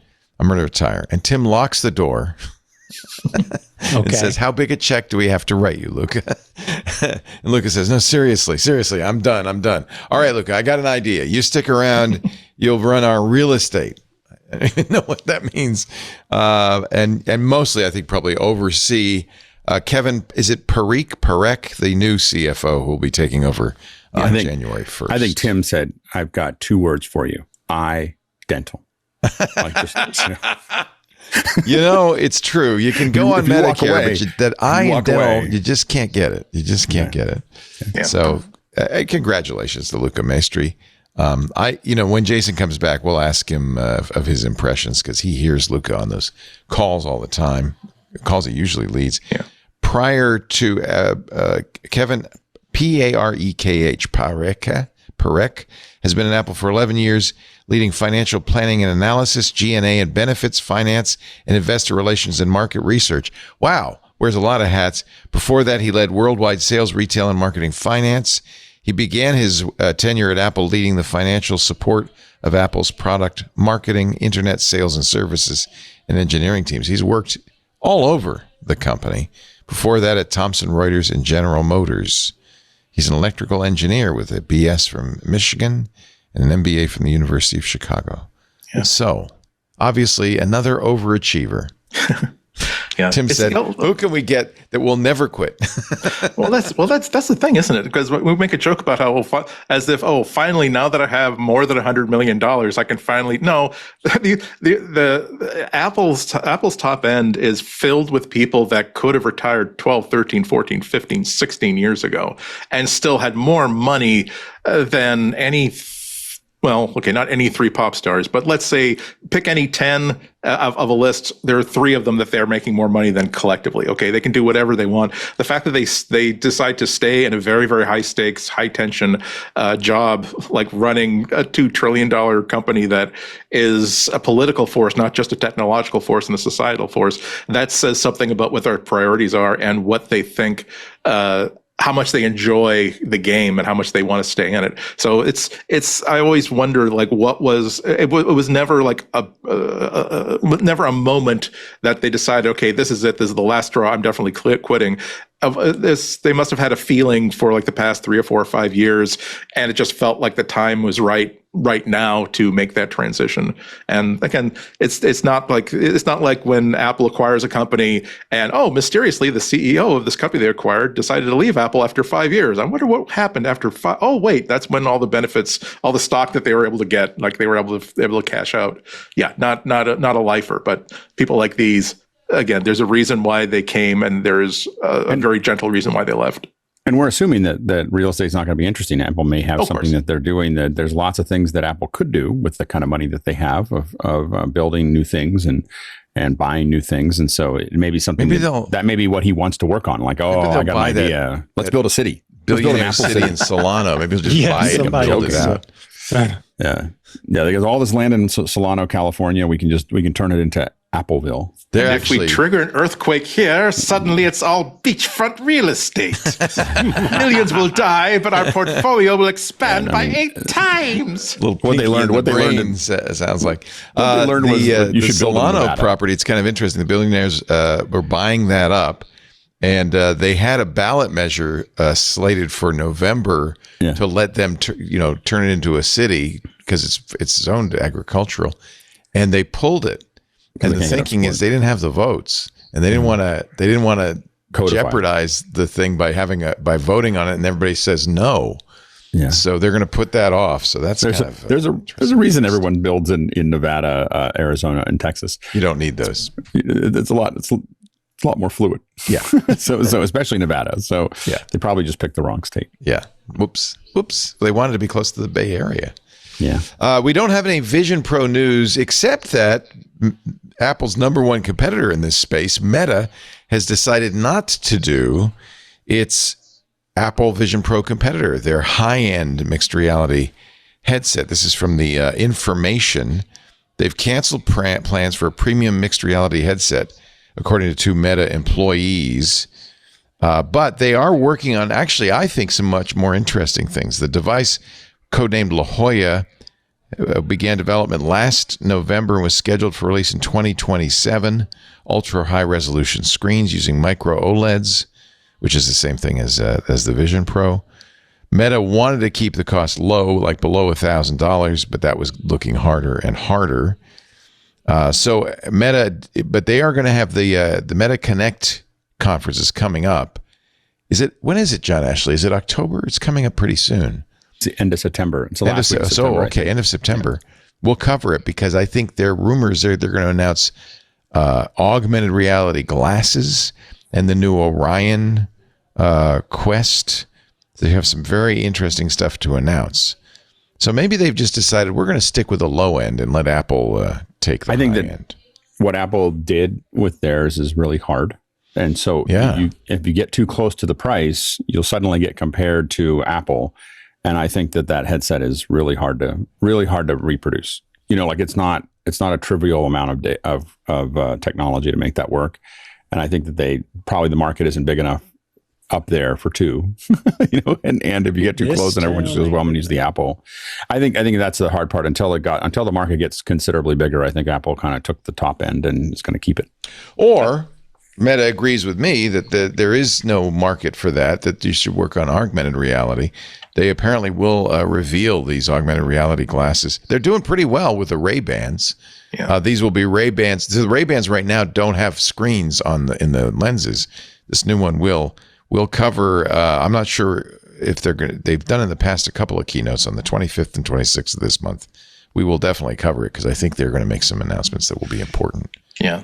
And I agree with you, Leo. I don't think that it's that, oh, well, gosh, we've been scared into the low end because we can't do things as well as Apple. I think that they saw Apple as a competitor. I think they saw that once Apple entered this market, they would open up a market for competition in the high end. They would create the need and the want for something this high end. And when they found out that even with the low expectations, the reasonable expectations that were set for the Apple Vision Pro, it's not causing any waves whatsoever. That it's not something that is worth the amount of time, money, innovation, and passion that would be required when they seem to have a hit on their hands with something as simple as let's get a good-looking pair of glasses and put a decent camera and decent microphone and integrated speakers into them and sell them at a price that people can afford. Or let's make a VR headset that is not the world beater, but it is something that people can afford, and it does some very, very useful things.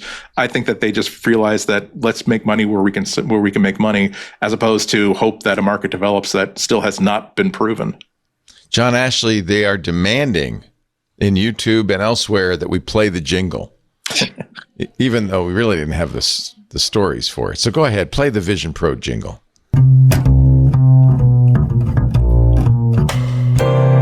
Vision Pro, oh, Vision Pro. And he's got the glasses. Vision Pro, please don't go. I was worried that Quincy Jones might go after us. The guy who made this said you can't copyright walking bass. You just can't.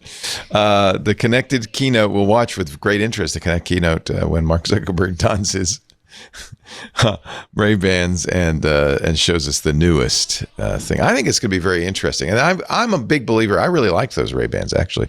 I'm a kind of a big believer in what you could do with AR. I think that if you are able to get, the screens will make a big difference, because I think that one of the things that I really missed from the Google Glass is being able to see what I was shooting. And so it's one thing to say I'm shooting, but it's another thing to be able to error correct and look at what you're doing and being able to show something out in front of you. So I'm pretty excited to see how that goes as well. Yeah. Again, accessibility is just the thing for me. It's like, it's nice this is just a general rule. I mean, I absolutely appreciate all the engineering that went into the Vision Pro. However, if it's something that one can only regard as an object from one side of a piece of glass, its impact on society is going to be somewhat muted. But once everybody has access to a simple piece of technology where, again, they can be shopping and saying, does this snack have like too much, a lot of sodium in it, or way too much sodium in it? And how will this, if I have this for dessert, how's that going to affect my blood sugar for the rest of the week? And simply get an answer from it. That's the sort of stuff that makes changes in society. That's a good thing. The information says, despite the hype Meta is hoping to generate with its debut of augmented reality glasses, they won't be available for public release for several years. Oh, so it's a preview? Yeah. It's like, here's what we're thinking we'd like to do.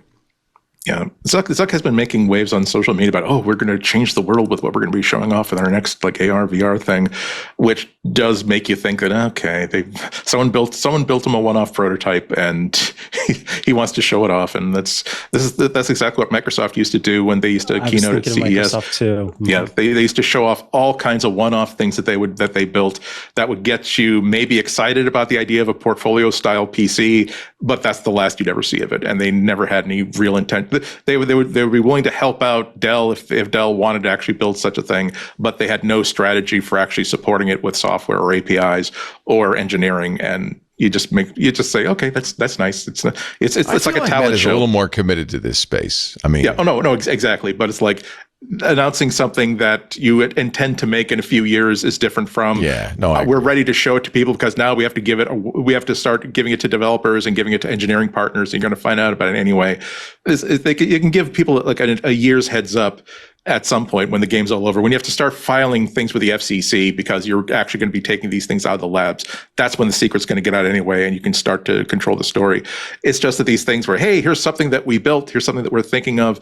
I've had my heart broken in Google keynotes about this so many times about, that would be nice if this thing that you show actually working were an actual product, knowing that you bought the company that makes this type of glasses and you haven't done anything with it except for prevent anybody else from being able to buy these promising sets of glasses. Thank you very much, Google. Yeah, I mean, they will also do, it is rumored, the Ray-Ban update, Ray-Ban Spectacles 2, which I'll probably buy. I liked the first ones. They were actually sounded really good. I might actually go in on those, yeah. Yeah. I mean, they're really just kind of like AirPods with lenses. No, I'm still waiting for my Brilliant Labs glasses, by the way. I don't know where the hell those are. Those were supposed to be AR. They had a hacking event over the weekend, so I think they have some. They just don't have mine. Anyway, we'll watch. One of the things that Microsoft pioneered, against their will, but pioneered, was the browser ballot in the EU. Looks like Apple's going to do the same thing to meet the requirements of the Digital Markets Act in the EU. iOS 17.4 and later will have a choice screen that provides an additional way to choose the default web browser. So, but is this really a different browser or just a different skin on WebKit? No, it's a different browser. I was going to say, at least, I shouldn't say that immediately it's going to be the case that it is a different browser, because it's going to depend on those individial developers or Firefox said, "Oh, thanks, Apple. Now I have to do two different browsers." I think they declined. But see, Apple says up to 11 of the most downloaded browsers on iOS in that country in the prior year will be in the ballot. Yeah, there's the Digital Markets Act requires them to not have a default browser, but to the first time that someone launches a browser, to give them a menu of different options and allow them to download options. So there's that. There's also a new help page in the Apple developer page to basically show web developers and others how that's actually going to work. This is part of a whole bunch of stuff that they've put in just for compliance, including the ability to actually uninstall apps that you don't want or don't need anymore. I think the only two apps in the EU after this is done that you won't be able to delete is the phone app, and I think there's another one, but I can't only the settings app and the phone app will not be deletable, but you can change defaults for messaging, phone call apps for messaging, apps for phone calls, spam filters, password managers, and keyboards, so that you don't have to make sure that all of your messaging traffic is handled by Apple Messages. You can actually set a different default for that from now on in the EU. I wonder if any browsers will make the mark. You have to have 5,000 downloads. Yeah. I bet it'll be a ballot with one choice. A couple, two different renderers. That's an improvement, I guess. Apple is still standing in the way of Epic's App Store, according to Emma Roth and Jay Peters writing in The Verge. Remember that Epic's new iOS store, I think it is on the phones now, right? Yep. It debuted last week. But it's not clear, says The Verge, whether Epic will be able to grow the store beyond its own games. Bob Roberts, developer of Round Guard, an independent game studio, says it just seems like a lose-lose-lose for Apple, developers, and consumers. It makes life more complex and confusing without really improving the situation the way the folks imagined it would. Yeah, and but where's the explanation of what that means? What is you have to have money to sell a game outside Apple's App Store. You have to pay 50 euro cents per user per year for installation. Over 1 million, right? Yeah. Once they reach a certain number of downloads, 1 million. Then they'd have to pay any fees charged by the operator of the new marketplace. In Epic's case, that's 12%. So you'd have to pay Epic 12% instead of 30% to Apple, but you still have the developer fee from Apple. Yeah, plus a 10% commission to Apple on sales of digital goods and services made on any platform, including third-party app stores and platforms beyond iOS. Oh, and an additional 5% commission on purchases from new customers. So it starts to add up to 30%. What do you know? I bet Apple, that's a complete surprise to Apple. So I guess we're going to have to find out like what the EU thinks about this, because Apple can propose this and Epic can say, yeah, this is compliance by virtue of a middle finger. This is not actual compliance. And if so, the EU can basically say straighten up and fly right, or the EU can say, sorry, you wished on a monkey's paw. We gave you what you asked for, not what you wanted. Yeah, it's that hated core technology fee that Apple's charging that I think is bothering people. Yeah, for Epic, even if it's getting stung twice by paying install fees on both an Epic Games Store download and a Fortnite download, that's theoretically at most €1 per person per year. And, they could probably afford that. It's the non-Epic developers who are unlikely to be able to want to take the risk, especially if you have a free app. Yeah, right? And it's not just these above-the-line fees, too. Apple's going to be requiring auditing, and basically all the bookkeeping that they do in the App Store, they're expecting you to do and provide them with reports, and so that's going to have an expense in the forms of staffing and time that is also going to be causing a lot of people to decide, why do I want to invite such pain upon myself? I would rather the Apple App Store is a poke in the eye with a blunter stick than actually going through outside the App Store. Well, and especially when maybe you're going to get to 5% of the market. Right. If you're lucky, you might get up to that level. All of them together is probably going to be 5% of the market. So, yeah, The Verge used Apple's calculator to figure an app with more than 1 million downloads and 150,000 in annual revenue would give nearly half of that to Apple, on top of the 12% commission you give to Epic. So there's not a lot of profit in all of that. Yeah.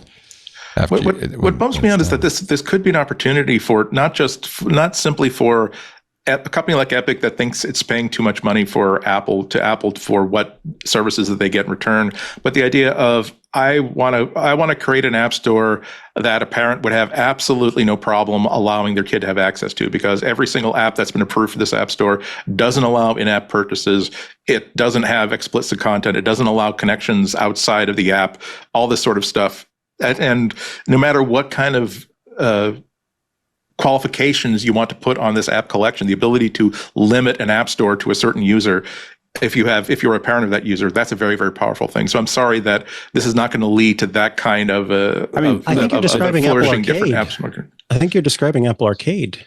But it's I think the problem is, and what if you don't want? Yeah, I think the problem is that as a parent, I mean, I have to approve all of my kids' purchases on their phone.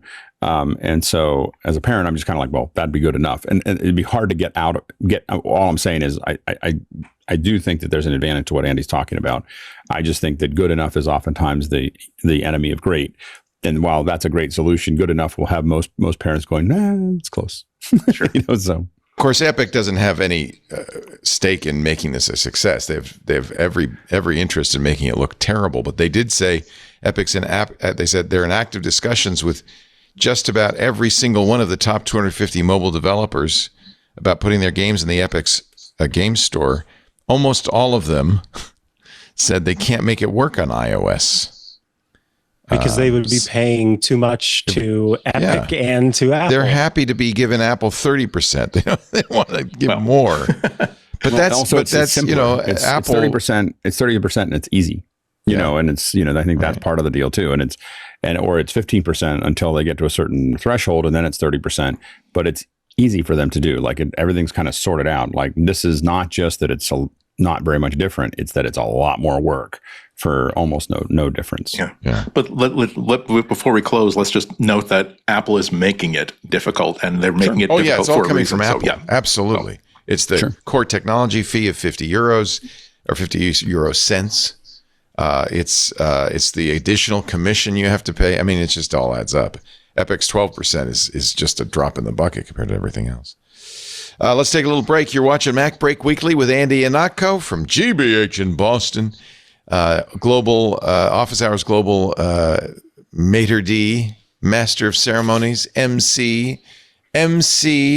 You look like Alex Joel Gray. Lindsay. Willkommen, bienvenue. Office hours. You got to do the Eddie Redmayne weirdness. And of course, Micah Sargent, the wonderful Micah Sargent from iOS Today. Thank you for filling in for Jason Snell. And we thank especially all of our Club Twit members. I see you in our Club Twit Discord. And I want to invite more of you to join. It helps us a lot. I think we've done our part. You know, here I am sitting in the attic instead of in a studio because we save thousands of dollars a month by doing that. Moving everybody to work from home. John Ashley, our producer, is in his. Are you wearing shorts, John? Are you wearing pants at all of any kind? Plead the fifth. That's good for them. It saves us a lot of money. My point being, your membership fees are put to good use, not to my salary, not to Lisa's salary, but to keep the shows on the air, to pay our great hosts, and we're not paying the electric bill for that big studio anymore. So I would like to still invite you to join because we still need the support. $7 a month, ad-free versions of all the shows. Just scan the QR code in the upper left of the screen or go to twit.tv/clubtwit. Lots of events coming up. It's, because of our Club Twit, we're going to do that photo walk in New York City on September 7th. It's going to be a lot of fun. Where are you doing Micah's Crafting Corner next? Is that coming up? That is just around the corner. Let me see that. Just around the corner. That is the 18th of September. 18th of September. And what will you be crafting? So currently we're working through a little miniature kitchen. And so I've built on every session a little piece of this kitchen. Oh my gosh. This is the first piece. I know the focus is off, but you have the Ask the Tech Guys fireplace in that kitchen. I do, don't I? Yeah, right there. And so we've built kind of one module each time. We're all learning new words too, because they have these really funny words that they use as part of the manual. So it's been a great time. But you can also knit, crochet, paint. Yes. People are doing their Legos in there. Exactly. You bring your own craft. We all just hang out and chat and have a good time. We did coffee last week with Mark Prince, the Coffee Geek. I did a special. I want to do more of that from the studio. We're going to play some games. Paris Martineau is going to lead a what do they call it when you have a group in a game? Lead a squad through Baldur's Gate 3. I will be. Wow. I'll be the one in the back going, hold up, wait, hold on, wait a minute, I'm coming. So that'll be fun. And lots more. You can be part of that too, Micah, if you want. I'd love to. We want to have some fun in the club, but we also want to have you in the club. So please visit twit.tv/clubtwit. And we thank you so much for your support. Let's see. What else is going on? Ted Lasso might be back. I thought we were done with Believe, but now you believe hard enough. Ted Lasso, rugby. Rugby. It's like 3 of the original core cast members have agreed, so it looks like a season 4 greenlight. Boy. Hannah Waddingham is coming back. Brett Goldstein, who is Roy Kent, his story is interesting.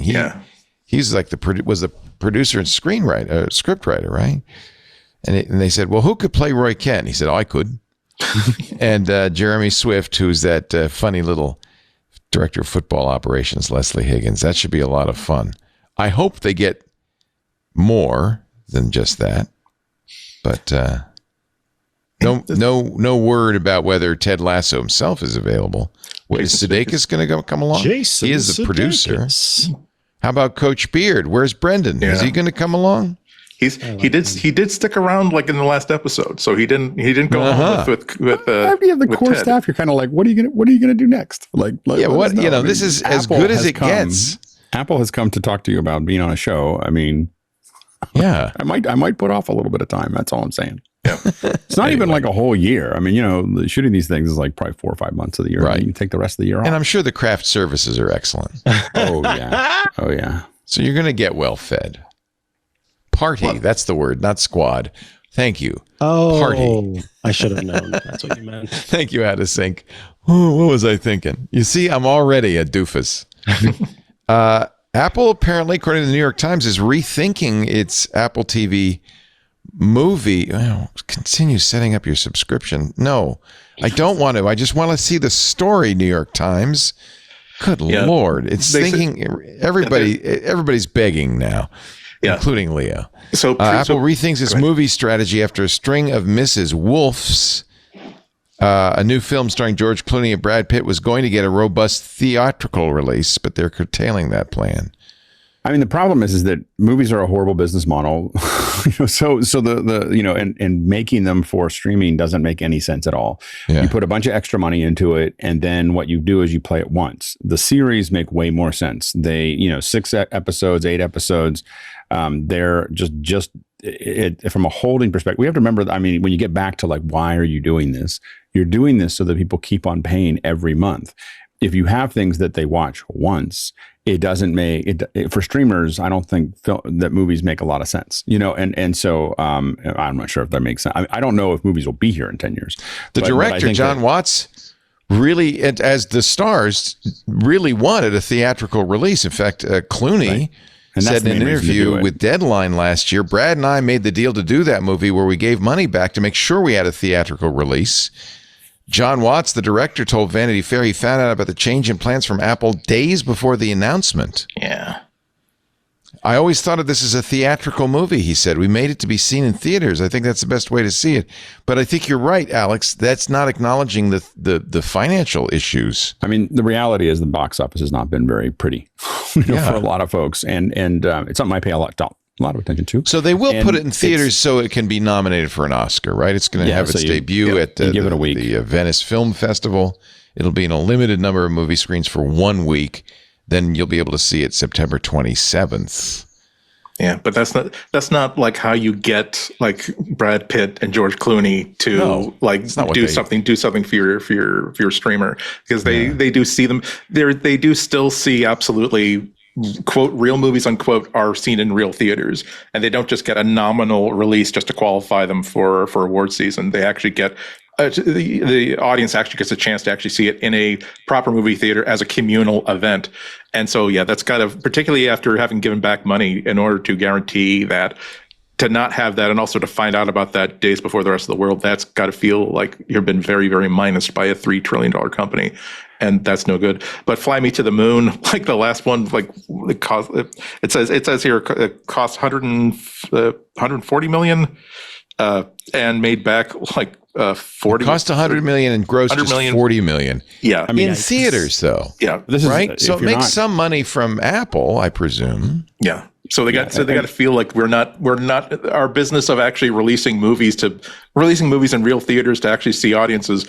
Audiences are not coming to see them for whatever reason, and rather than solve the problem of why are we picking movies that people don't want to see, probably the reason is that they tend to make movies that feature high profile people who want to make great movies and have a good eye for like I don't want to say quality filmmaking, but a type of movie that is not necessarily populist in nature, that a small amount of people are going to absolutely love, as opposed to a good movie that a great many people just kind of like, which is how you make $1 billion off of a $300 million investment. Yeah, and I think that the issue really, if you look at Killers of the Flower Moon, they say, well, it was a failure, but it wasn't. They made something for Apple TV Plus and they offset the cost by selling to theaters for a while. And so they get some of that money back because of that. They didn't need it to be successful because they built it for their streaming service. So that's my question. Now, you understand how this all works. So the Times says Killers of the Flower Moon cost $200 million to make. Theatrical release, 157 million worldwide. Right, so they have a deficit here of 43 million. But that doesn't count the streaming. Apple gave them money, and does Apple make money? I mean, how does this work? Where does that 43 million come from? If Apple makes some Killers of the Flower Moon, I mean, Martin Scorsese wants to see it in the theaters, and it's that's how you get Martin Scorsese. Right. You make a $200 million film that you probably would have made with Martin Scorsese anyway, like for the streaming service, like that. They would have been happy with having Martin Scorsese do one for the streaming service. So they don't care. It doesn't. I don't think it matters to them. Martin cares, and it does impact. I mean, is it mostly an ego thing? The heart, no. It's an old. There's a lot of structure there. They also have points. Is that it? The people get back ends on it, so they'll get some money from that. But also, the other issue is that the way Hollywood works is what was your last successful film, and what were the numbers, and are you quote unquote bankable? Change? I mean. Yeah, it is going to all change. I mean, this is like the problem is that almost nothing is successful now, except for a handful of, and it almost seems random at this point. You need 10 to 12 tent poles to pay for everything, and we're not seeing that many a year anymore. And so everybody's figuring out what to do next. And no one really knows which way is up. Things have been slowed down because of the writer strike and the actor strike, but even with that accounting for it, things have just slowed down. What do you think the number one box office movie in the U.S. was in 2024? Just take a wild guess. Deadpool and Wolverine? Oh, no, Inside Out 2. No. Yeah, how'd you know? Because I was as amazed as anybody else. It's not like I would never have guessed that. Yeah. It grossed $646 million. Yeah. You're right. Deadpool and Wolverine number 2. In fact, it got worldwide, I think it was more than $1 billion. And I think that's arguably Ryan Reynolds. Right. Because Ryan Reynolds is a marketing genius, and I think that he and his wife got 2 successful movies out, and they made a lot of people upset. Yeah. Blake Lively and Ryan Reynolds teamed up and had the closest thing they could do to a Barbieheimer. What was her movie? It was. It was a very serious film that she made. I think she got a lot of friction for Twisters, because they kind of had fun with it. No, not Twisters. Not Twisters. It was. By the way, I just want to point out, almost all of the top 10 are sequels. Inside Out 2, Deadpool and Wolverine, Despicable Me 4. Isn't that Dune weird? Part 2, Twisters. Well, that's Godzilla, common. Kung Fu Panda 4, Bad Boys, Ride or Die. Some of these are the terriblest movies ever. But Kingdom of the Planet of the Apes and A Quiet Place Day One, which is a sequel to A Quiet Place. The hard thing here is that when you look at those numbers, then you have to look at the budget of these films and multiply that budget by 3, and that's how you make money. So if it's not more than 3 times how much the budget for the film was, you probably didn't make any money, because there's promos, there's back ends, there's all the, there's the money that this is the gross, but this is not what the theaters get. Some of that, not a lot, but they get some of it. So you got to make 3x the budget to turn to go positive. And so the issue is that that almost none of those were positive. Like, and so there's like 3 or 4 positive films this year, and that's not enough to keep the thing going. What is the? I mean, just because it was bankable for a long done? time. No, what happened? I think. I mean, everybody's got their own opinion about it, because everyone's trying to read the tea leaves on what's happening here, because it's Hollywood's on fire right now. But part of it is that the on fire in a bad way, not a good way. Not a good on fire, in a bad way, like the hotel burning up. It's like burning Inferno, money. like the movie Inferno. So anyway, but the issue is that because the people who pay for these are not artists, they're bankers, and so they're looking for things that are bankable. And what happened is that they saw, like, wow, all these heavy effects, heavy action, heavy, Marvels and everything else. Expensive. These are bankable. Like, every time we put money into them, there's a multiplier that comes back to us. And so what happened was all this focus started to go on those. And at the same time, streaming started pulling all the other stuff out. So streaming, if you're doing a romantic comedy, or you're doing something that's a little bit more heart touching, or you're doing, something that's a little more experimental, streaming was like, hey, we'll pay for that. We'll fill up some time with that. And so all of that kind of went another direction. And then the other issue is that during COVID, all of our habits changed. People started watching lots and lots of movies at home. When they went back to the films, they were like, wow, this is a lot of money. Like, I haven't paid for this for 2 years. This is, and we had inflation and everything else, but we were like, this is like, when I go to, if I take my kids and my wife to the, it's going to be $150. Like, that's what's in my head. The tickets, the popcorn, the parking, the, bridge tolls and everything else. I'm thinking $150 when the dust settles. Or I can buy that film. I have a really nice system at home. I can buy that film and watch it. And now 85-inch screen TVs are $800, $900. And so the ability to have something that is not that much different than especially for if you're into artsy films or into other things, which I like. And those are probably I watch more of those now than anything else. There are a handful of films. I was trying to explain to my son, Terrence Malick. I was like, we turned on The Thin Red Line and I was like, I can't really show you this. I opened it up and I was like, I can't show you on the screen because you can't understand Terrence Malick and how he shoots if you're not in a theater. Like, you don't understand the film. Like, it doesn't even, like, I watched it and I couldn't believe that. I was like, I remember this being so much grander. And I was like, oh, right, I was in a big theater. So there are those, but I think a lot of them need a bigger TV, Alex. Well, here's the funny thing is the other place that I can watch them is the Apple Vision Pro, because I can have a screen as big as what I watched them on. And it actually looks better than it did when I watched it in the theater. There you go. And maybe so that's the future. Apple does think that. So you got the problem that directors and actors are still old school, and they want older directors and actors. Yeah, they want theatrical releases because they don't feel like they get enough bang for their buck, and they might be right. I mean, it doesn't benefit. But it's also part of the whole culture. Salary, it's like, right? It's the next thing you're talking about around the table is, oh, this one did really well, or we did this, and so there's a whole pomp and circumstance that stars are used to, and they, there's a red carpet, and there's Q&As, and there's all the things that happen around all film. Going to go away, and the issue though is that it's just I don't think that I don't think it's going to come back like in the way that it ever did before. I don't think it's ever going to recover. It may still be there, but I think that and the issue is it doesn't have to drop to zero. If it drops about 30% over the next 2 or 3 years, that the theatrical system doesn't work anymore. Like, because there's overhead, there's cost of doing this. Because movie theaters aren't going to make any money. So the biggest movie of this month was The Instigators, the Matt Damon, Casey Affleck movie. 1 week of limited theatrical release, but then Apple TV, and according to Parrot Analytics, it added 50,000 subscribers just to watch that movie. And that's that pays for Apple. Right? That's an annuity, right? Because they're getting X amount of dollars from that 50,000 every single month. Right. If they're able to, they're able to keep on making the. Yeah, there's some churn. Obviously, there are some dippers, But I bet maybe we always hear about the people who say, well, I'm only going to join and watch The Instigators, then I'm going to quit. But honestly, I never do that. I try. People think that they're going to do that. And I just stopped. I think that you all are being a little bit. We're not as cheap as you are, Micah. No, it's not me. I'm not cheap when it comes. I will if there's an ad that plays during a show, I will go buy them. I'm not cheap when it comes to watching stuff, but I think that you may be a lot of touch of people who don't. Who live paycheck to paycheck is what I'm saying. Right. And they have to really ration their streaming. Yeah. So they'll get Netflix for a month. But they're also not going to the theater either. No. I'm not saying in comparison to that. Yeah. I'm just saying that. So I think that's the challenge. And I think that it is it's going to be a continued challenge for Hollywood. And I don't know, no one has an answer. Like, everyone keeps on talking about why everyone's just trying to figure out what's happening.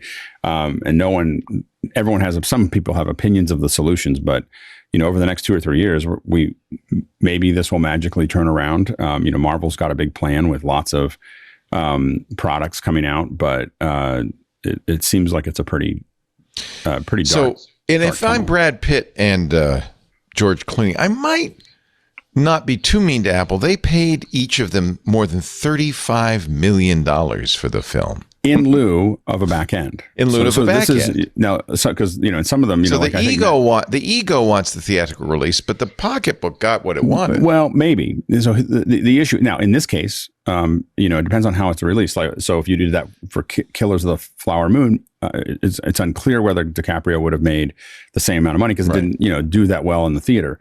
It did well, but not enough. The issue is that if, like Matt Damon has talked about in the past, he's the one that turned down the most money in the history of movies because he was doing Jason Bourne and James Cameron offered him 10% of the gross on Avatar to be the guy. And right? He didn't want to do it.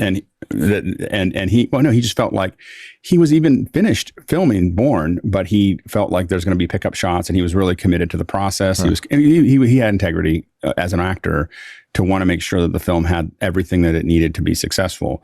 And so he said no. It's like $250 million that he turned down. Wow. And he always knows every time he does an interview. Stories But like that. he's doing okay. He can order guac on his burrito without asking if it's an extra. Exactly. I think so. I think he can Jim take in it in our stride. YouTube says motion pictures killed vaudeville, television threatened motion pictures, streaming will kill motion pictures.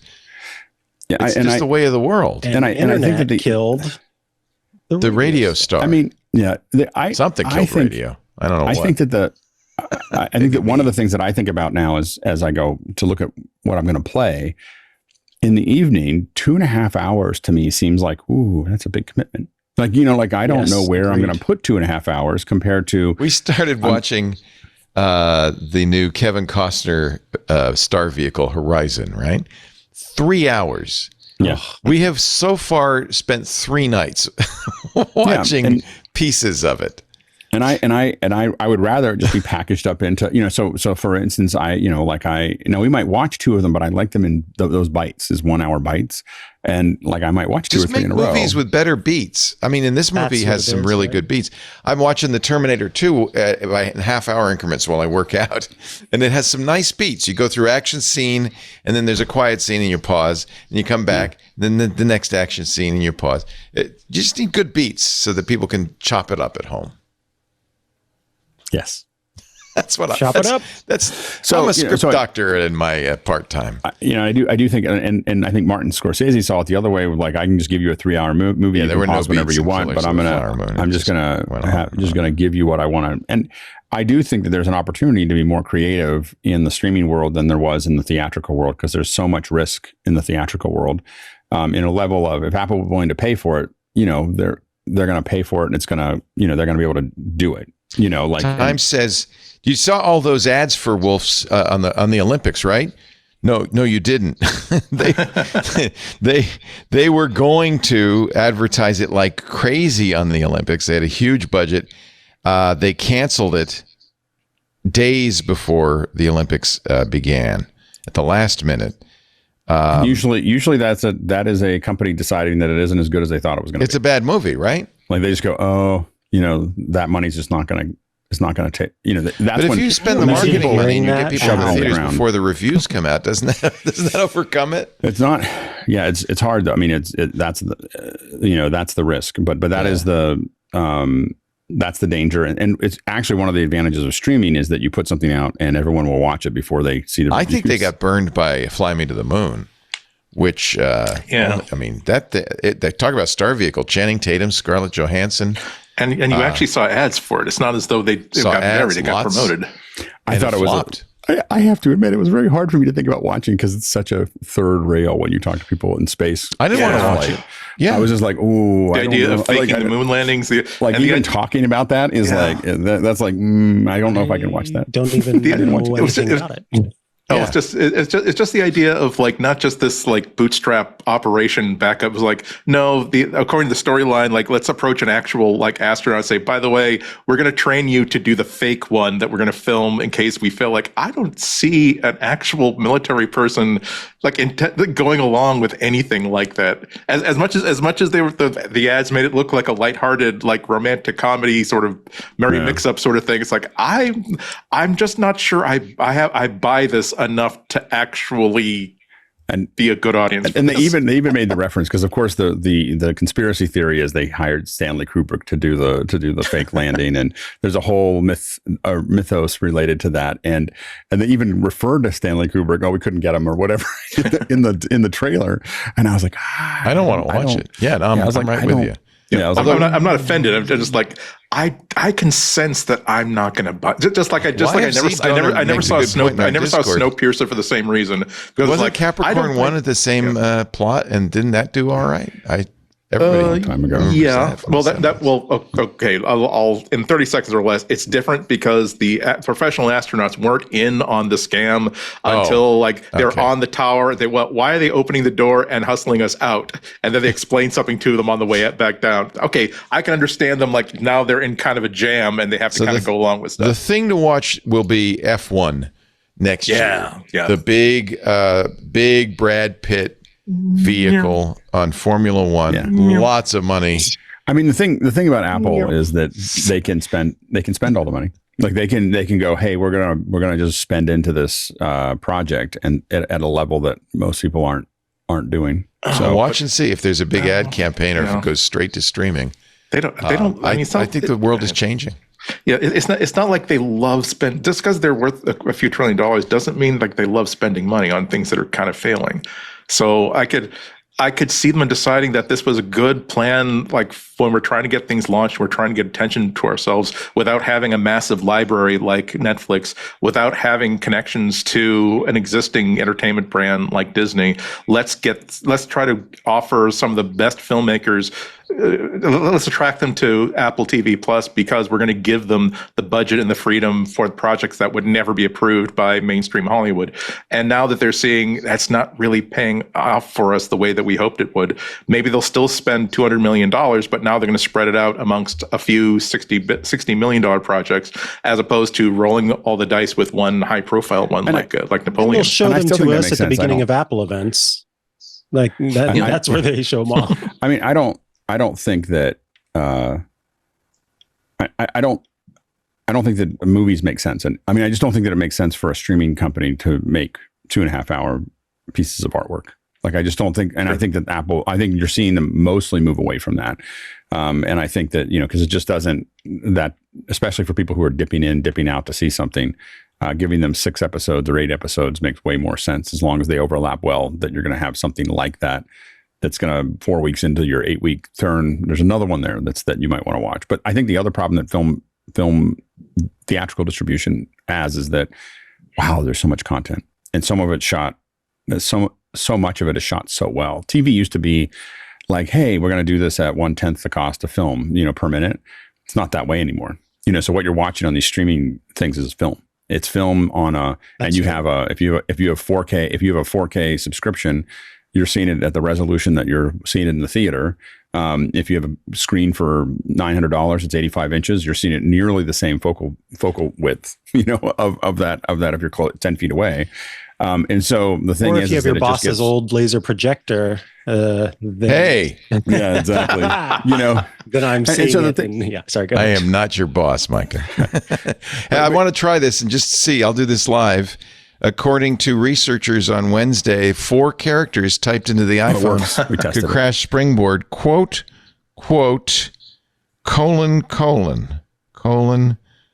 Oh my God, what happened? That's all it does. It crashed settings anyway. Now you know what it's called, Springboard. It springs you right back to the home. It springs you right back. It's supposed to put you in the lock screen. Let's try it again. Quote, colon. Oh. Do you have to do curly quotes or can you just do the standard? Well, I think it does the curly quotes automatically. Okay, I don't know how to do. How do you do curly quotes? You tap and hold. Tap and hold. Okay, so left quote, tap and hold, right quote. It was something happened, but maybe not the whole thing. Colon, right? Yeah. Did you do this in iOS today? No, we didn't do this one. We didn't want people. It didn't do it. I guess it doesn't. I guess you can just do the standard one and it works. Anyway, it doesn't. Oh, wait a minute. No, I was getting the French quotes. Where's the curly quotes? I can't tell. Let me look real closely here. Look more closely. He's got to do the thing. Okay. Do the thing. The curly quote. I can't even. What the hell? Okay, is that left quote? And then, okay, now let's try it. Yeah, now let's try it. I'm going to do colon while you're watching. Let's see. Those are the curly quotes. Colon. Yeah, it just does that. Big deal. Yeah. Wait, and which phone do you have? This is the 15 And are you Pro running the beta? Max 6. Oh, I have the beta. Yeah, so the beta doesn't fully crash. That's the problem. I'm running the beta. Yeah, so the beta kids, don't try this at home. It will crash if you are not running the beta. Well, it did do something, but not it will springboard fully crash. go all the way back. But yeah, you just got the simple one. Apple has no comment. It's not a security bug, says an iOS security researcher. Ryan Stortz, also Patrick Wardle, we know well, says it's not. But you know what? Anytime you can get something to crash, it's as concerning. People watch Steve Gibson knows. Yeah. No, it is a prelude I was to going to say security step one, right? Yeah. law. Step one. The good news is it's not like someone can send you like a text message with this and it crashes your phone. No, you have to type it yourself. Right. But yeah, Mike, I think Mike, you're right. Like the fact that there is something busted in the keyboard input that can cause something dramatic to happen, that means that there is something fundamentally wrong that is worth investigating in case there are other circumstances in which it does something other than give you a fun party trick to show off during your podcast. It's probably something, I thought it might be something related to it autocorrecting. Like it's trying to autocorrect and somehow that puts it into a death loop. You know, like it's just like when it tries to autocorrect that. Or it could be data detectors. It could be that it's trying to parse it as a value that doesn't exist. Yeah. Who knows? Yeah. And David Pierce from The Verge and iFixit attempted to fix a wet phone by shaking it. This is interesting. It sort of worked. YouTube, I think the best part of this whole thing is the illustration. Where I don't know if that's David Pierce. We've had him on the show, but I can't. And that's tell. not an iPhone either. It isn't, is it? No, I don't know what the hell it is. It's an old Samsung. Yeah. So this is it's not a good video, but it's not meant to be. The video is called "Sound to Remove Water from Phone Speaker Guaranteed." Yeah, they've basically 2 what minutes they've and done 6 here seconds of deep low buzzing that makes your phone vibrate. Yeah, and they've apparently will replicated what shake the it out. Apple Watch does when you turn it into, you put on water mode, and when you turn it off, it does that. Bzz, bzz, bzz, bzz. Yeah, this is very similar to that, and it was able to squeeze out some water. So if you drop your phone, you can go and play this video, and it'll help a little bit. Okay, I'm not going to play it because I don't. Yeah, I think it'll just be very annoying. I wish we could like spread the word that like I hear from so many people who think that like just because it's IP68 waterproof, like that's why I'm shooting underwater with it. My kids that means that like if you get caught in the rain with it, you'll probably be fine. If it's in a sweaty pocket, it'll probably be fine. If you drop it in a puddle or in a puddle of water, you can get it out fast enough, it might be fine. Don't think that it's an underwater camera because it isn't. It's just like adhesives that are holding it together, and like just because it worked like the first week out of the box doesn't mean it'll work a year out of the box. So please don't think it's an underwater camera.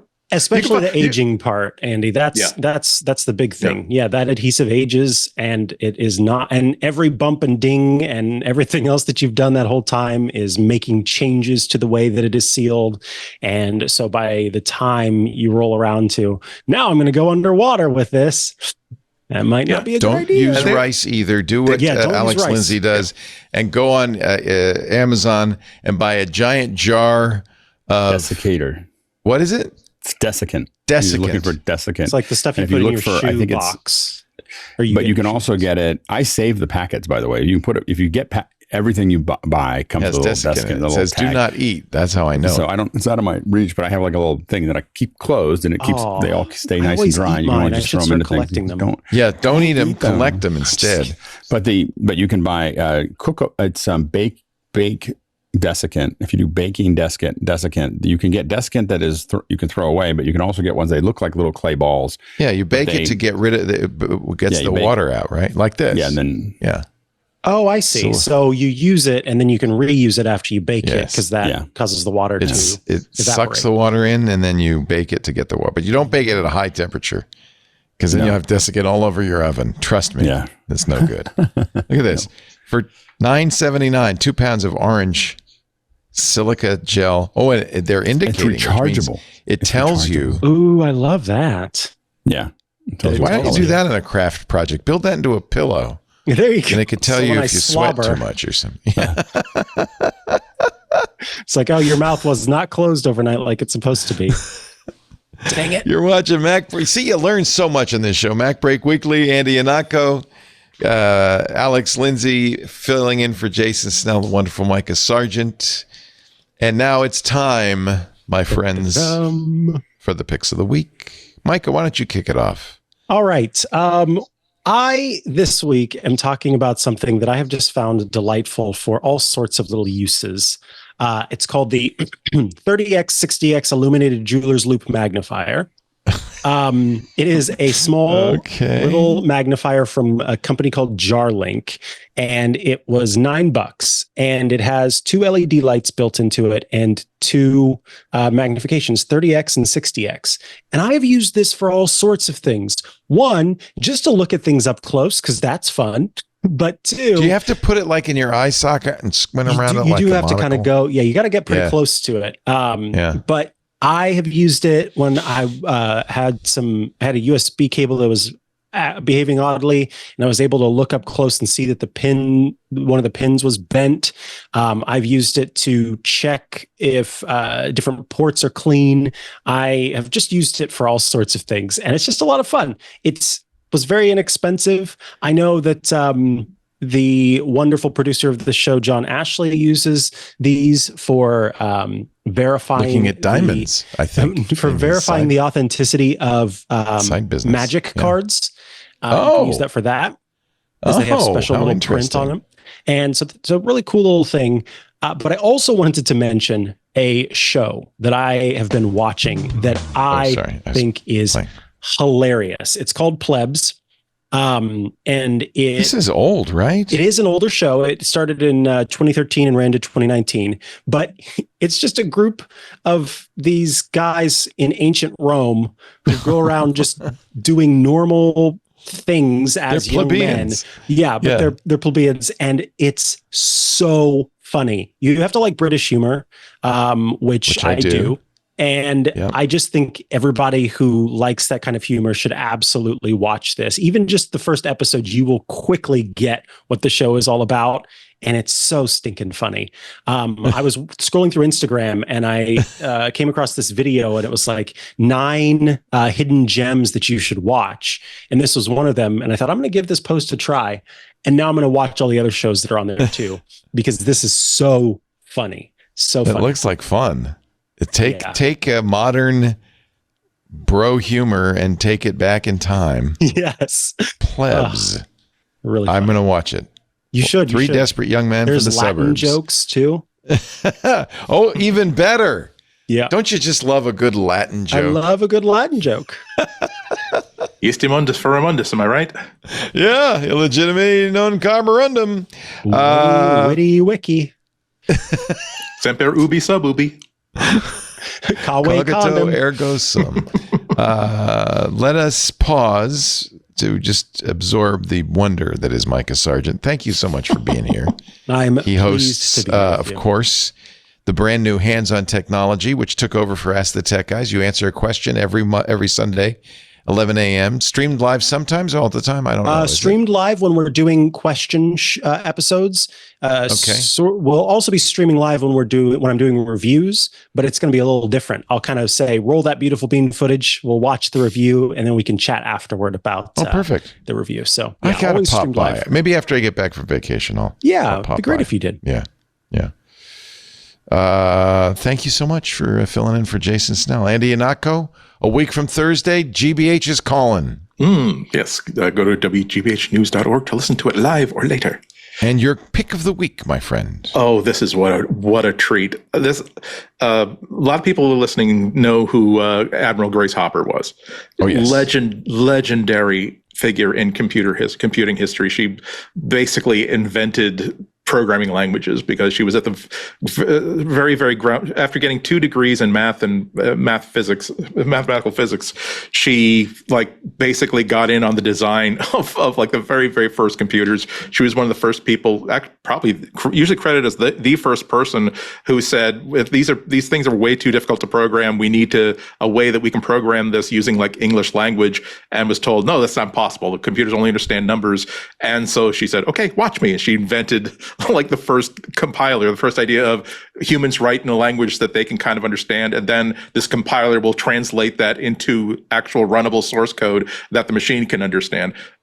strength after strength after strength. She has like decades and decades of stories. She was so valuable that like she was in the Navy, joined the Navy Reserves during World War II and stayed in there forever. And she retired at a mandatory retirement age, and a couple different acts of Congress, like she kept being pulled back into work, and an act of Congress allowed her to continue to work in the Naval Reserves. So there's this legendary talk that she gave in 1982 about computing in general, and she tells all of her famous war stories that if you're familiar with Grace Hopper, you're thinking, oh, did Paul McCartney play Love Me Do? Yes, he played Love Me Do. Did he end with Hey Jude? Yes, he ended with Hey Jude. So Grace Hopper tells the stories that you want her to tell, but she also shows you really just how damn smart she is. 1982, Apple had just released the Apple II Plus. Even the Apple IIe had not come out yet. They had still not shipped a computer that does upper and lower case more than 40 columns of text. Okay, and she's already talking about how a lot of people within the military and within corporations are not understanding exactly how useful computers can be, that it's not so much about having one huge computer anymore, so much as it as having a computer at every place where it can be useful. But she's also talking about very forward-thinking ideas that where everyone's talking about how microcomputers might be able to change things, but nobody's talking about how important it is to serve not people using the computers, but the actual units of information that's being processed. Like if you have a limited amount of processing power, you need to be able to prioritize. If messages are going through a ship, you need to prioritize the message. Oh, by the way, there's a fire and we're going to sink in an hour. Over, hi, I'm out of paper clips. You need to order some more paper clips. Going to be out in about a month. But she spins this into a very, very large story about how the actual power and the actual efficacy of computing is not being scratched at, not only because of limitations like that, but also because of not listening to younger people who know how to do this stuff. She tells all kinds of really great stories. This was a legendary talk. And I've been looking for it for years. Unfortunately, she gave this talk to the NSA in 1982, and it's been classified. You could read it in people had access to it and were included in like research papers, but I could not even find a transcript of it. Well, yesterday, the NSA declassified it as part of an ongoing initiative of declassifying things that don't really need to be secrets anymore. And so now you can get the entire hour-long talk. It's up on YouTube, but if you go to nsa.gov, if you just do a search for Captain Grace Hopper, the title is Future Possibilities, Data, Hardware, Software, and People. And it is amazing. I watched it last night. Classified for many years. Yeah. And again, it's not like I played the whole thing last night. It's not as though she's saying, and the thing is, we weren't able to get that Russian sub because they were encrypting it with the following encryption key. It's more like this happened on NSA grounds, and I don't know, anything that happens inside this auditorium is by nature classified. Wow. I don't know what it was. All I know is that I've been looking for this for like 6 years, ever since I first heard about it. And I've not been able to find a scrap of it. And last night I was able to watch the entire damn thing. Very, very much listened. It's so inspirational. Even if you're not interested in computing history, she's a hell of a public speaker, a hell of a problem solver, a hell of a person to talk about the problems of working within huge bureaucracies and why good ideas sometimes don't make it through. She tells the story about how her tactics are. One of her famous things is like it's easier to ask for forgiveness than ask for permission, because after listening to her for like 5 minutes, you know that this is not someone you're going to play with in any way, shape, or form. But when she tells the story about how I'm smarter, she didn't say it outright, but okay, I know more than this person who has to approve of this. They don't approve. They're not going to approve this. I'm going to do it anyway. And then when they get to me all angry, I think the quote, this is almost a direct quote. You never saw a person turn into a dumb old lady faster in your life. Oh, was I not supposed to? Oh, I'm so sorry. So sorry. So amazing. It's so as entertainment, yes, but also as inspiration and also as ways to get things done within large bureaucracies and also computer history. You've also discovered a very interesting page, the NSA declassification page. If you follow the thread back, they've got historical releases from the Cuban Missile Crisis, Gamblers ruin an article by Tom Lehrer. I don't even know what that is. Tom Lehrer was not only a famous musician, but also a mathematician. The Gulf of Tonkin. Oh, here's the declassified JFK assassination. We'll just have to come back and save that for another day. But oops. Very interesting. Very interesting. The NSA has a whole section on its website. Captain Grace Hopper, Future Possibilities, Data, Hardware, Software. Retired as an admiral, but at that time she was just a captain. Just a captain. And she's already... Came in admiral. Sorry. Yeah. Thank you so much, Andrew. Mr. Alex Lindsay, you have a pick of the week. Yeah, so this was picked maybe... it seems like 3 or 4 years ago. I checked and backed up MVW picks, but I still think it's worth bringing up again. It's called Polycam, and I use it so often, and people keep on going, whoa, what are you doing? And I think, well, it's time to bring it up again. So I will show you, this is what we're shooting. As I said, we're streaming from Sweetwater. And so I was there, and I was like, well, so I can do measurements and everything else. Why don't I just capture it? So I just wandered around with my phone. And this is what I end up with. So you see this is kind of wow. Look at that. This is the whole. It's like a little tiny theater in your phone. It's like a little theater, but I can keep zooming up, and I can get there's a fair and it's not perfect, but remember, I'm waving a phone around. It's like you're talking to space. Like you're just. That's incredible. So I'm able to get this, and all the information's there too. So like for instance, I can go, well, I wonder, this is why I do it. I want to know the distance from here to here. Oh, that's 8 feet 3 inches. So it's not just that it's captured the data. Is it pretty accurate? Oh, it's really accurate. I mean, it's using the LiDAR. So right. it's I'm wandering around, and so anyway, so I used to, when I did walkthroughs, I would walk around with a little laser measurer, and I put it over here and I put it over there, and sometimes I had now I just wander around with Polycam, and I probably do it a couple times a week, and I just gather the data.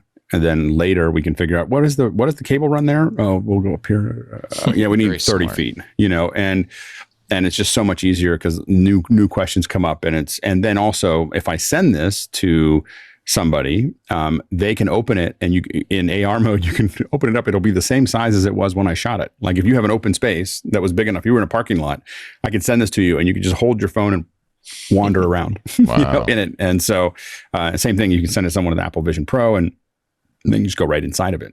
So, anyway, it's a pretty powerful app. I think there's some free version, but I think I pay like $8 a month or something for it. And I don't pay for a lot of subscriptions anymore, and this one's worth it. Yeah. So anyway, it's called It's a great app to have on your phone waiting, because when you as you make your way through the world, you will find an object, and you want to take a picture of it, but you really wish you had a 3D of it. And the number of times I've been in a museum or a library or someplace and said, I want a copy of that bust, that sculpture. And just after like 30 seconds, you just have it. It's addictive. I love it that you can send it drone footage and it will turn it into. And that's beyond even what I've done. I haven't sent it. That's fascinating. Yeah, I use a program called Drone Deploy, or an online platform called Drone Deploy for drone work. But I haven't used that. But I'm now going to, because I didn't even know they did that. That is wild. Poly.cam, Poly.cam. What a great pick. Thank you, Alex. What's coming up on officehours.global? Our big thing is tomorrow. So I load in tomorrow morning. Busy. So we're going to be, again, streaming Brian Van Ark, a live Q&A with a couple songs to the Apple Vision Pro at 6:00 tomorrow evening. Nice. If people are interested, they can go to streamvoodoo.com/spatial, sign up. We'll send you the link. And then we're going to try to shoot the whole show. We'll see how it goes. No one's ever done it before, so we don't know if it'll work. so we're going to, but we think we feel, positive about it. So we're going to do that tomorrow evening, but that's our big push for this week. Very cool. Officehours.global. You can join the conversation. There's a join us button at the top of the page, but you can also look at all the videos they've made. And we have, we have pretty, and graymatter.show for the Michael Krasny show, which Alex produces for Michael Krasny. Anything exciting there? I have to admit, I've been so focused on my Fighting on my, corruption. Ethan Elkin. Yeah, so this was great. Ethan Elkin talks a lot about climate impact. He's a lawyer related to climate change, and he's just really good at breaking it down. Nice. So he's good. And we have Jessica Calarco, who is going to be on this week. So nice. Graymatter.show. Thank you, Alex. Thank you, Andy. Thank you, Micah. Thanks to all of you for joining us. We do MacBreak Weekly live every Tuesday, 11 a.m. Pacific, 2 p.m. Eastern, 1800 UTC. You can watch us stream on 7 platforms. Discord for our Club TWIT members, YouTube, Twitch, Facebook, LinkedIn, X, Kick, and perhaps Telegram soon. But if you can't watch it live, don't worry. You can always download a copy of the show because it is, after all, a podcast.